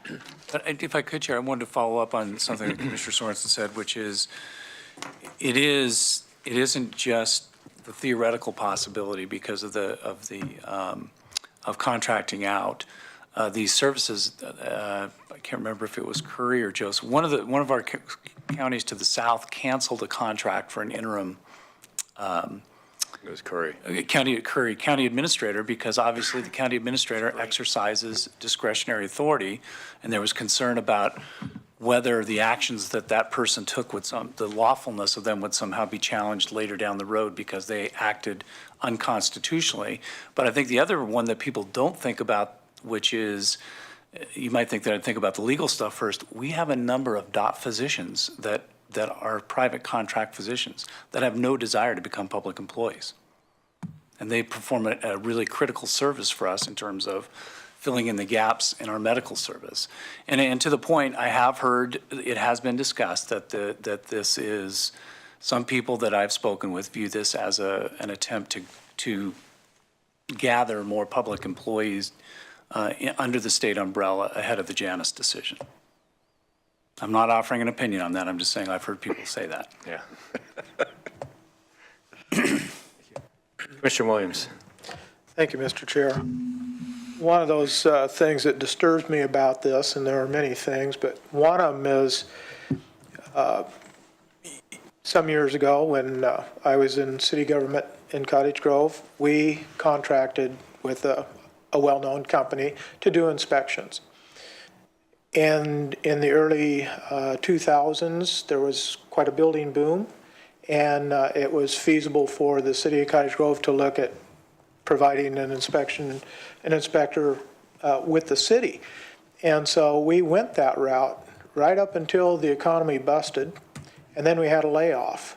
And that was very, very difficult because there's great expense to that, as has been noted, that you have electrical certifications, you have other components to that. There's a finite number of people that can do that, and diminishing, I think, probably very rapidly. So my concern is for cities to be forced into hiring employees, or entities that are forced into hiring employees that, at the whim of the economy, those folks could find themselves without a job. And the cities could be incurring some ongoing costs in relationship to job termination. So those are additional things that are particularly disturbing to me, having been through that. Thank you. And I would just say that Ms. Kay is here to just sort of, the way we did this was sort of the political arena, the legal arena, and Lydia can address if you have questions about the sort of on-the-ground, day-to-day potential impacts that it has on Lane County. Commissioner Lycan. LMD. Thank you, Mr. Chair. So, so Jackie brought this up, and by the way, Jackie, thanks again for being here today. Really appreciate it. She brought this up. Chair Bozovich hammered this yesterday with Mr. Long, and that is the work of the COGS. And frankly, this is the part that I think has a lot of us confused, is how all of a sudden how the COGS don't count to be a part of this. And if this were the case, so think about this for a second. And what bothers me as much as anything, this has been the rule of thumb for how long in the state? So smaller communities have been doing this for years. So at LCOG, you had Jamin Kent, who left the school district, went to work for Lane Council of Governments, retired captain in the Navy, superintendent, has a strong administrative background. Jamin Kent has been an interim city manager, I believe, of 3 different cities in this area for, in the past. Now, if these rules were to be upheld, that could not occur. Mike Kelly, after he retired, Mike Kelly Consulting, because of his background, longtime city manager, was the interim city manager at Lowell. I think he might have been at Cresswell as well. I'm not sure. I can't remember it, but I think at least 2. Junction City. So again, if these rules were to be upheld, he couldn't be in this position. This is what the part that I'm frustrated is. So my question though for you, Steve, is this. So we did hear, and I'm glad that this has been brought up, that the DOJ is going to take a look at this again. Are League of Oregon Cities, AOC, the legal councils of counties going to be somehow engaged in this process when they look in this? Because frankly, this is the part that really I think has most of us really, really frustrated, is that all of a sudden, out of the blue, here come the rules, and here they are. And then my last question is this: who asked for the opinion in the first place? Do we know who actually asked for this opinion? Because again, this has been the rule of thumb for, let's just on the conservatively say decades, but all of a sudden it's unconstitutional. And so that would be my question, and is that not only who asked for the opinion, but will legal counsel be engaged with the DOJ going through this process? Because I'm really pleased they're having a second look at this, because this has turned things completely upside down, and as we have clearly heard, and it's also on how quickly. I mean, this whole thing about, by the way, you need to have this information to us by May 23rd so we can start making these decisions by July. May 23rd, that's next week. So anyway, so that's my questions. But I bring those examples up with Jamin Kent and Mike Kelly, who, by the way, were in positions of running administrations here in this state for a long period of time. But based on what we've heard today, neither one of them would be in a position to be able to take on those jobs, especially Jamin, because he works for LCOG. And when Chair Bozovich, I think he hammered that twice with Mr. Long about the COGS. And again, the COGS are being dismissed, and which I felt, I think all of us were really surprised by that one. So that's what I have. And by the way, thanks for the really good work on this. I mean, the way staff went at this, the way the board we reacted very quickly, working with our cities throughout Lane County. And I just want to say thank you for the entire team for really working with this and trying to find solutions for, in particular, our cities in Lane County. Chair Bozovich, Commissioner Lycan, I can tell you that I was telling Alex this morning, I probably spent last week more than 3 hours on the telephone with different people, or 4 hours, with different folks dealing with different aspects of this issue. Let me try and address your questions. I can go by the opinion, the first sentence of the opinion, which is addressed to Mark Long and to Heather Miller of the Electrical and Elevator Board. You have asked a number of questions regarding to the related to the delegation of full building programs, et cetera. So from the memorandum, I can only go by what's written there. It appears Mr. Long and or Ms. Miller requested the opinion. Number two, based on my experience with the Attorney General's office, they really probably aren't interested in they'll make their review. To your point, they're not going to sit down and have a meeting where there's back and forth. They'll do an internal review and they'll issue their opinion. And that's what I understand is going to happen. I haven't heard anything where there's been a request ahead of this revisiting of the opinion for, like Mr. Bovet with AOC or someone from the Oregon County Council Association, to send in their analysis and have it thrown into the mix. Yes, and one of the other things that's frustrating that you point out is that there is an acknowledgement, either tacit and apparently explicitly now, that there is no danger to the public. He said as much. I mean, it's not a question of that these programs were unsafe, and I think the fact that apparently yesterday Mr. Long said he's not going to take any enforcement action against entities that don't comply. Chair Bozovich asked that directly. That pretty much is an admission that there's no danger to the public. It was rather amazing, by the way. That if there was danger, they would take action. We did talk to Mr. Long about the COGS, and that is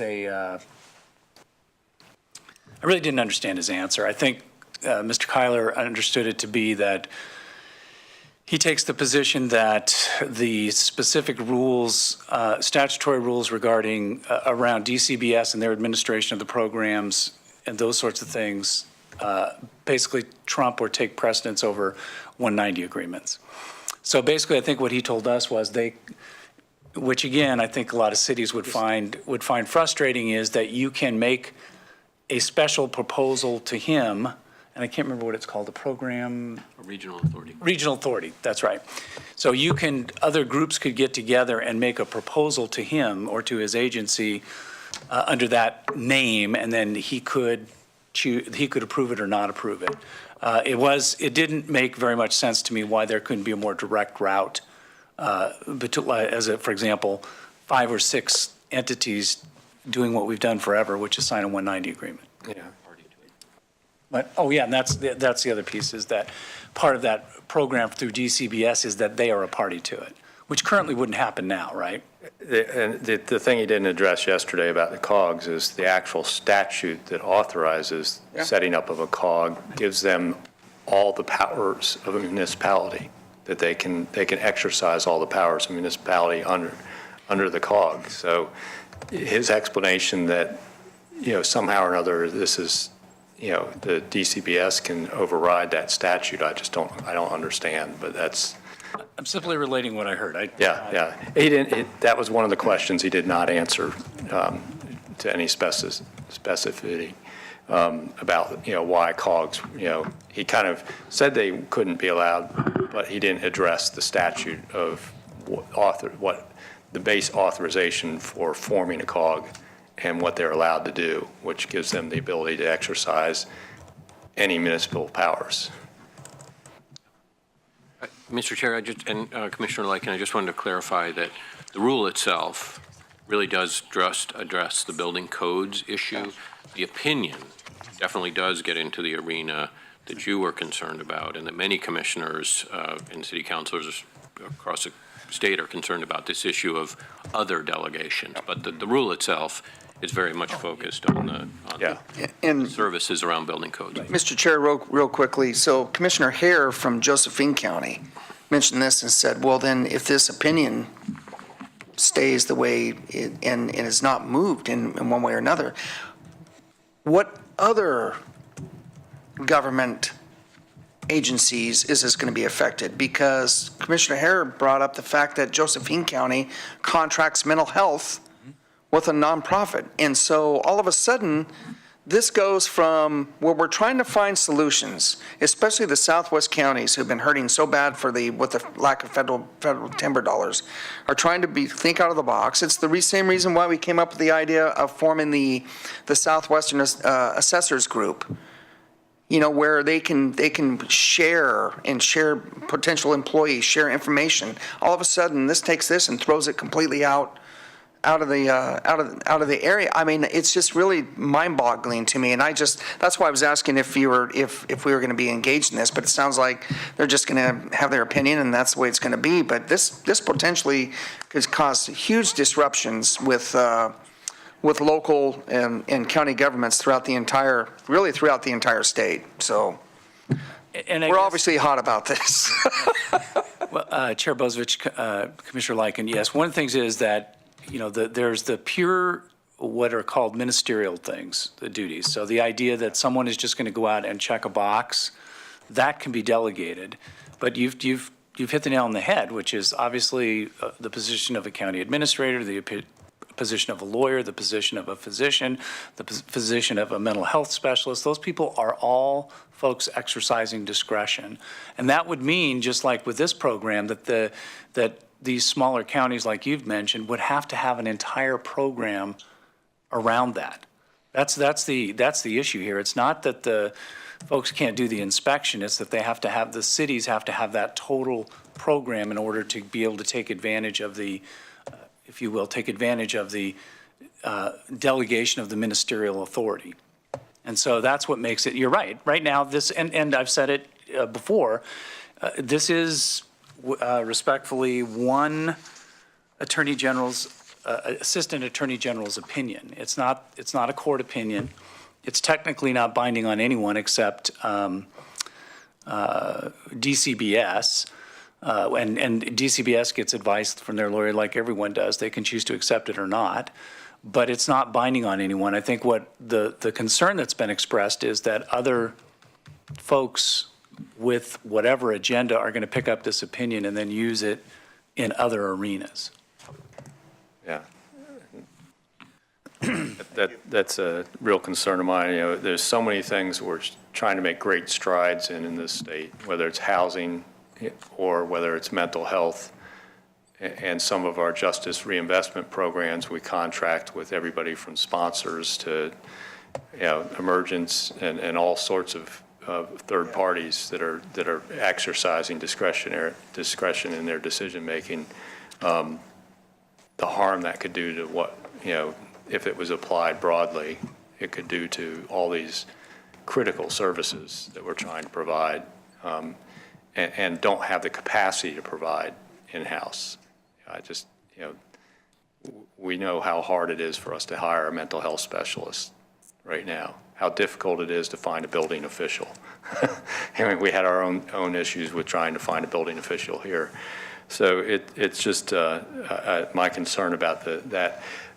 But you said they're not going to, you know, have a meeting with us. Can you know, is LOC, AOC, and yourself, is it possible to provide analysis in writing to the Attorney General? And she can, I mean, she could choose not to read it, but, you know, I mean, is it possible to provide that analysis of why we think the original decision's flawed? Certainly, you can send the thing there. I just want to make clear that my experience is it's not a give and take process, and I think there has been discussion of sending a formal response. Given that it's Tuesday, my feeling is I'd like to see. I personally think it would be more efficient to wait, if you will, and see what the reanalysis brings, so that both. The most recent could be influence the reanalysis is what I'm hoping for. Rather than wait for the reanalysis, try and influence the reanalysis to overrule her assistant AG. Okay, I can certainly talk to Mr. Bavette, and if I get 3 head nods from the board, I can certainly undertake that in conjunction with him and other county councils to do that. And I did want to point out too, one of the big concerns that among county councils has been DCBS is a relatively unique program in that if the cities abandon it or whatever, there's a place for that program to go. Now, your quality of service, you know, that may be an issue, but some of the other things that you've mentioned, there is no program to provide an interim city manager or an interim county administrator or a state program to pick up the need for physicians or mental health specialists. There's no place for those programs to go. If they're gone, they're gone. Here, DCBS will take it up, and as Mr. Long told us, level of service. Yeah, well, he was very candid with us. He said that it would be difficult for him. He would like at least 6 months' notice with the program, preferably a year. But at least there is a statutory place for that job to land, which is not true with some of the other things that we've talked about. So before we leave that topic, I wanted to kind of bring Lydia in on this a little bit. Statutorily, though, the first place municipalities can go if they abandon their building permit program is the county. Is that correct? That we have the first obligation to take over that program? Is that accurate?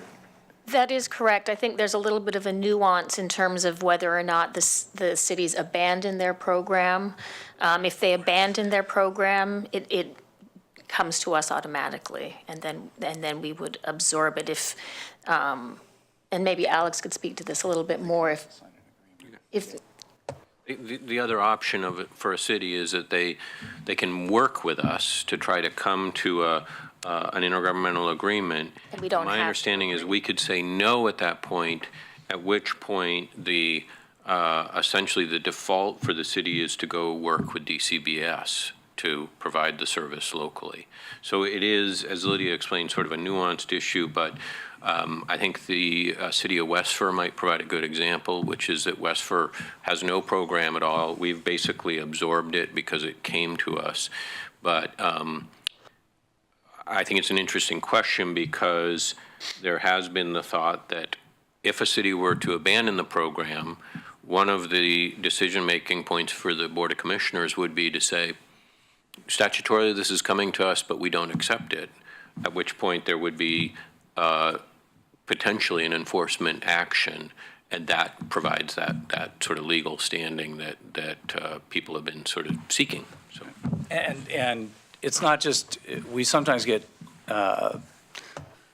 in this discussion, we focus in on on cities, rightfully so, because they're primarily the ones that are involved in it, but counties can also abandon their program. And that's what, like, for example, Polk County is going to do.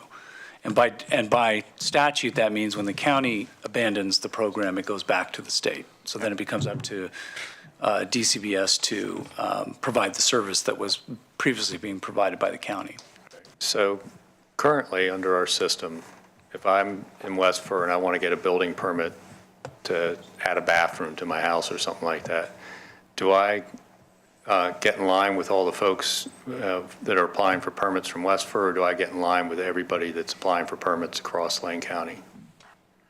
You get in line with everyone who's applying for permits across Lane County because there isn't a permit program in West Fir. And this is one of the issues that's come up somewhat, is cities that want to work with us are expecting a separate line.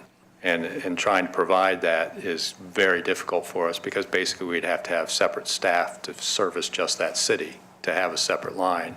Because Florence would like to work with us. But one of the issues is everybody, and now West Fir is a few hundred people. Florence is 8,000 plus. Right. So the number of permits for bathroom remodels, everything else that go on in that city is a pretty significant number.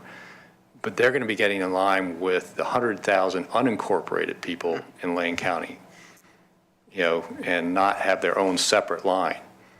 And that's the level of service degradation I'm talking about, as I'm looking towards Jackie a little bit, that we'll be seeing. And ultimately, if a lot of these municipalities start trying to work with counties, and you see a county like Polk or cities that they can't work out something with the county and they have to go to DCBS for services, they're getting in line with everybody else in the state that's currently having to go through DCBS, and their inspection may be coming from, there may only be an electrical inspector available for Florence, every other week, one day, or something like that. And therefore, the construction time period starts dragging out because you can't cover your electrical with your insulation until you've had that inspection. Then you got to do your insulation, wait for an insulation inspection, that's going to be weeks and delays. The impact to completion of housing could just be incredible across this state. And one of the things that really bothered me that Mr. Long said yesterday at AOC was, well, only about 4% of the total permit volume in the state's handled through private contracting, so it's not really that big of an impact. Well, I'm sorry, if you're the city of Florence, it's 100% of your permits. And for a city of 8,000, that's a lot of permits. For Dune City, it's 100% of their permits. And the impact on rural Oregon is incredible. This is not, this isn't going to affect Portland. It's not going to affect Eugene or Salem. They all have their own programs. They have enough permit volume that they have an active delegated, program approved by the state, and they're not in danger by this. The communities that are in danger by this are rural Oregon, where we've got the housing crisis is even worse because there's also an income crisis in a lot of those areas. And you look at particularly the coast, where we've got a housing crisis exacerbated by vacation rentals, and now we're going to add to that in an area that has had to become a service economy of tourism. I don't know who could have designed a better apocalypse for the coast of Oregon than what they're trying to do with this permit system right now with 30 days notice. But somebody's head should roll because, all the talk we've had over the last couple of years, meetings, better housing together meetings here in Eugene, talking about how much we need more housing, more front doors, more diversity in housing, and we're going to basically slam the doors shut in rural Oregon with this action. It boggles my mind that somebody could even conceivably think about doing this under emergency rulemaking and not at least give time for communities to sort through the problem and fix it. especially when there's not a safety issue involved, and apparently has functioned well for years. And lenders have been writing mortgages on houses permitted under the third-party system for years. You know, the lending institutions are fine. The people moving into the houses are fine. You know, I don't get it. It makes me shake my head. Not to mention the fact that I would challenge somewhat what they consider under the building permit program to even be discretionary. If I turn in a set of plans that meets the Uniform Building Code, there is no discretion about issuing that permit. If you don't issue me that permit, I'm going to sue you for not issuing the permit if I feel it meets code. Particularly if I'm an architect or a design engineer, a structural engineer or something like that. You know, if I'm an electrical designer, if you meet the code, there's no discretion about if you don't issue that permit, you will be liable for not issuing that permit. Where's the discretion? If you come out as an electrical inspector and a master electrician licensed by the state's installed electrical work and it meets code, but you reject it for some reason, you know, just on your own discretion, I guarantee you there's going to be a complaint filed and eventually maybe even legal action. You know, if something's built to code, you have to approve it. Where's the discretion?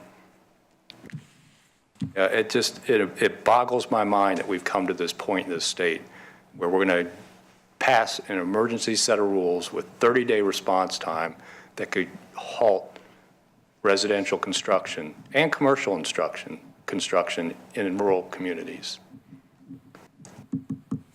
And I'll come off the soapbox for a minute. Commissioner Sorensen. Yeah, I think that my takeaway from all this is I certainly hope that we're able to get some response from the state agency.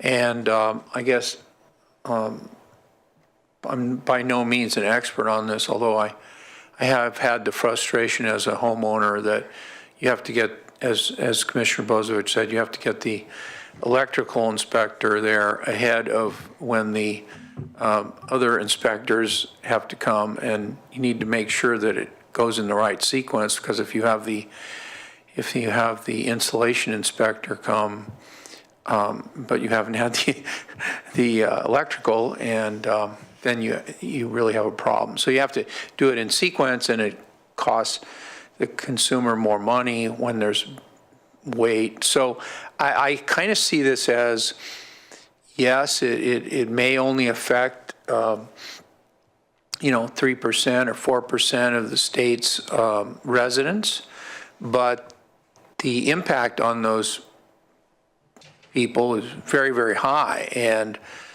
and so they can be really angry about all of the changes that are being proposed or implemented without really much of a proposal, just emergency implemented. So I guess my hope is that the governor's office will intervene with the department and will say, you really need to pull back these emergency rules. Every day you don't do that, you face the outrage of the elected officials in those communities. They don't know what to expect. They fear the worst. They're going to go on their soapbox, which could even occur here. Could occur here. Maybe did occur here. But you're going to have all these people contacting their legislators. You're going to have all kinds of legislative proposals. You're going to have potential angry forums for governor's office to be invited to. And why not just step back from this, okay? And obviously, all of us have our relationships with the state elected officials, attorney general or governor, but because it's affecting so many small communities, there's a question as to whether this is getting up the chain of command or not. If it's only affecting 4% of the state, well, a governor has to be worried about 60% of the state, 80% of the state. And yeah, it'd be great if the governor could be concerned about every 100% of the state every day, just like I am. I'm concerned about every single one of my constituents every day. But not everybody can meet that high standard. And so I respectfully suggest that maybe there is a communications breakdown.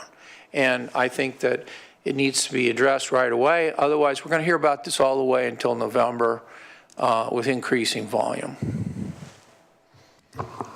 So with that, there were some recommendations from staff for the board to take up and at least provide some kind of direction. I don't know if we need a motion or if we just need head nods on that, but I would add to that set of recommendations that we ask our county council to work with AOC's council to provide some analysis to the AG prior to her review of the decision as one of the items. And I think there was, I'm trying to get down to where the recommendations were, what those are exactly. One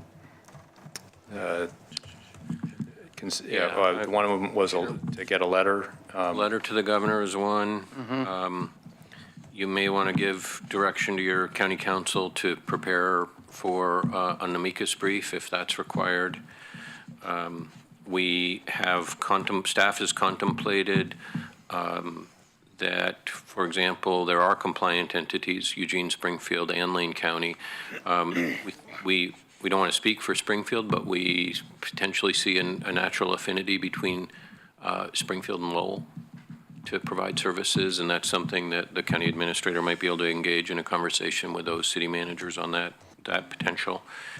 And then obviously the letter to the governor, and then your additional item. So, Commissioner Lykin. Thank you, Mr. Chair. And I'm just going to look out at Jackie.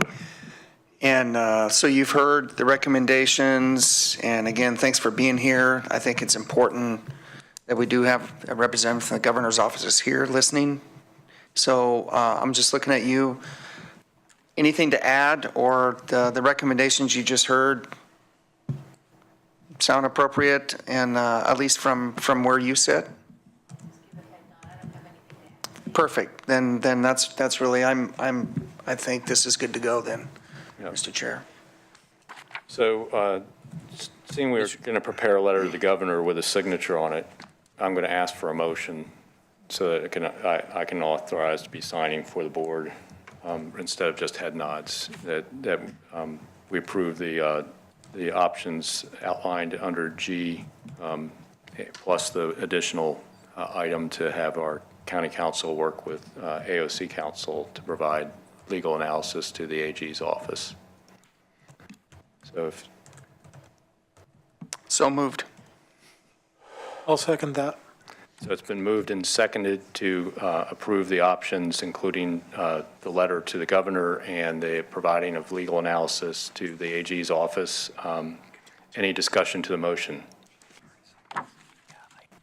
Seeing and hearing none, all those in favor, please say aye. Aye. Any opposed? Motion passes 4-0. Thank you, everybody. Mr. Chair, can I just, Commissioner Lykin mentioned that there was a lot of work that's been done here. Council Dingell discussed how much time he spent. I also wanted to recognize Lydia's been along with us throughout this process. Sarah Means and the Economic Development Program with Austin Ramirez hitting the smaller cities. I mean, we've got a really good communication network and sort of response, particularly on this issue with the cities. And it's really been neat to see how we've been able to hit on all cylinders with this one, in spite of its, challenging nature. But I think we have heard from the cities that they've appreciated our work on this, and it's a tough situation, but I think we've made the best of it here. And I want to just say I really appreciate staff's work on this, and I appreciate that the governor's office has been here. And I also want to do a quick shout out to the Coastal Caucus. They sent a letter to the governor's office, I think, almost a week ago now, or more, and it was a really well-crafted letter, I felt, and Senator Johnson, Senator Roblin, and Representative McEwen and the rest of the Coastal Caucus really deserve a little bit of a shout out. And I think, like I was mentioning, that's one of the areas that's going to be hit the worst. Yeah. And they recognized it early and provided some input that I think got the governor's office starting to heads up, and that's, between that and the regional solutions input from local officials, got the push to have the AG relook at this. So just want to appreciate those folks. And Mr. Chair, I just want to say thank you to the strong interest in the media. That's, oh, never mind. Okay. Actually, it did make a few media stories last week. So AP&W was focused on it. So with that finishes up most of our morning agenda here. I don't think there's any other business this morning. One thing I forgot to mention to share under Commissioner's business, and that is last night, the Springfield Economic Development Agency did vote unanimously to move forward on securing the land previously that's owned by Ramsey Waite in Glenwood. And so that's the first major purchase that'll occur. The city will have control. It's a 7-acre parcel. And by the way, it's very close to the new Homes for Good development that will be going in there as well. So it's kind of really cool to see all of a sudden things are beginning to really move forward in Glenwood. But I just wanted to report that. So I was glad to see that happen. Great. Any other business this morning? See none, then we will recess till 1:30 this afternoon, where we will pick up with Public Works. We are in recess.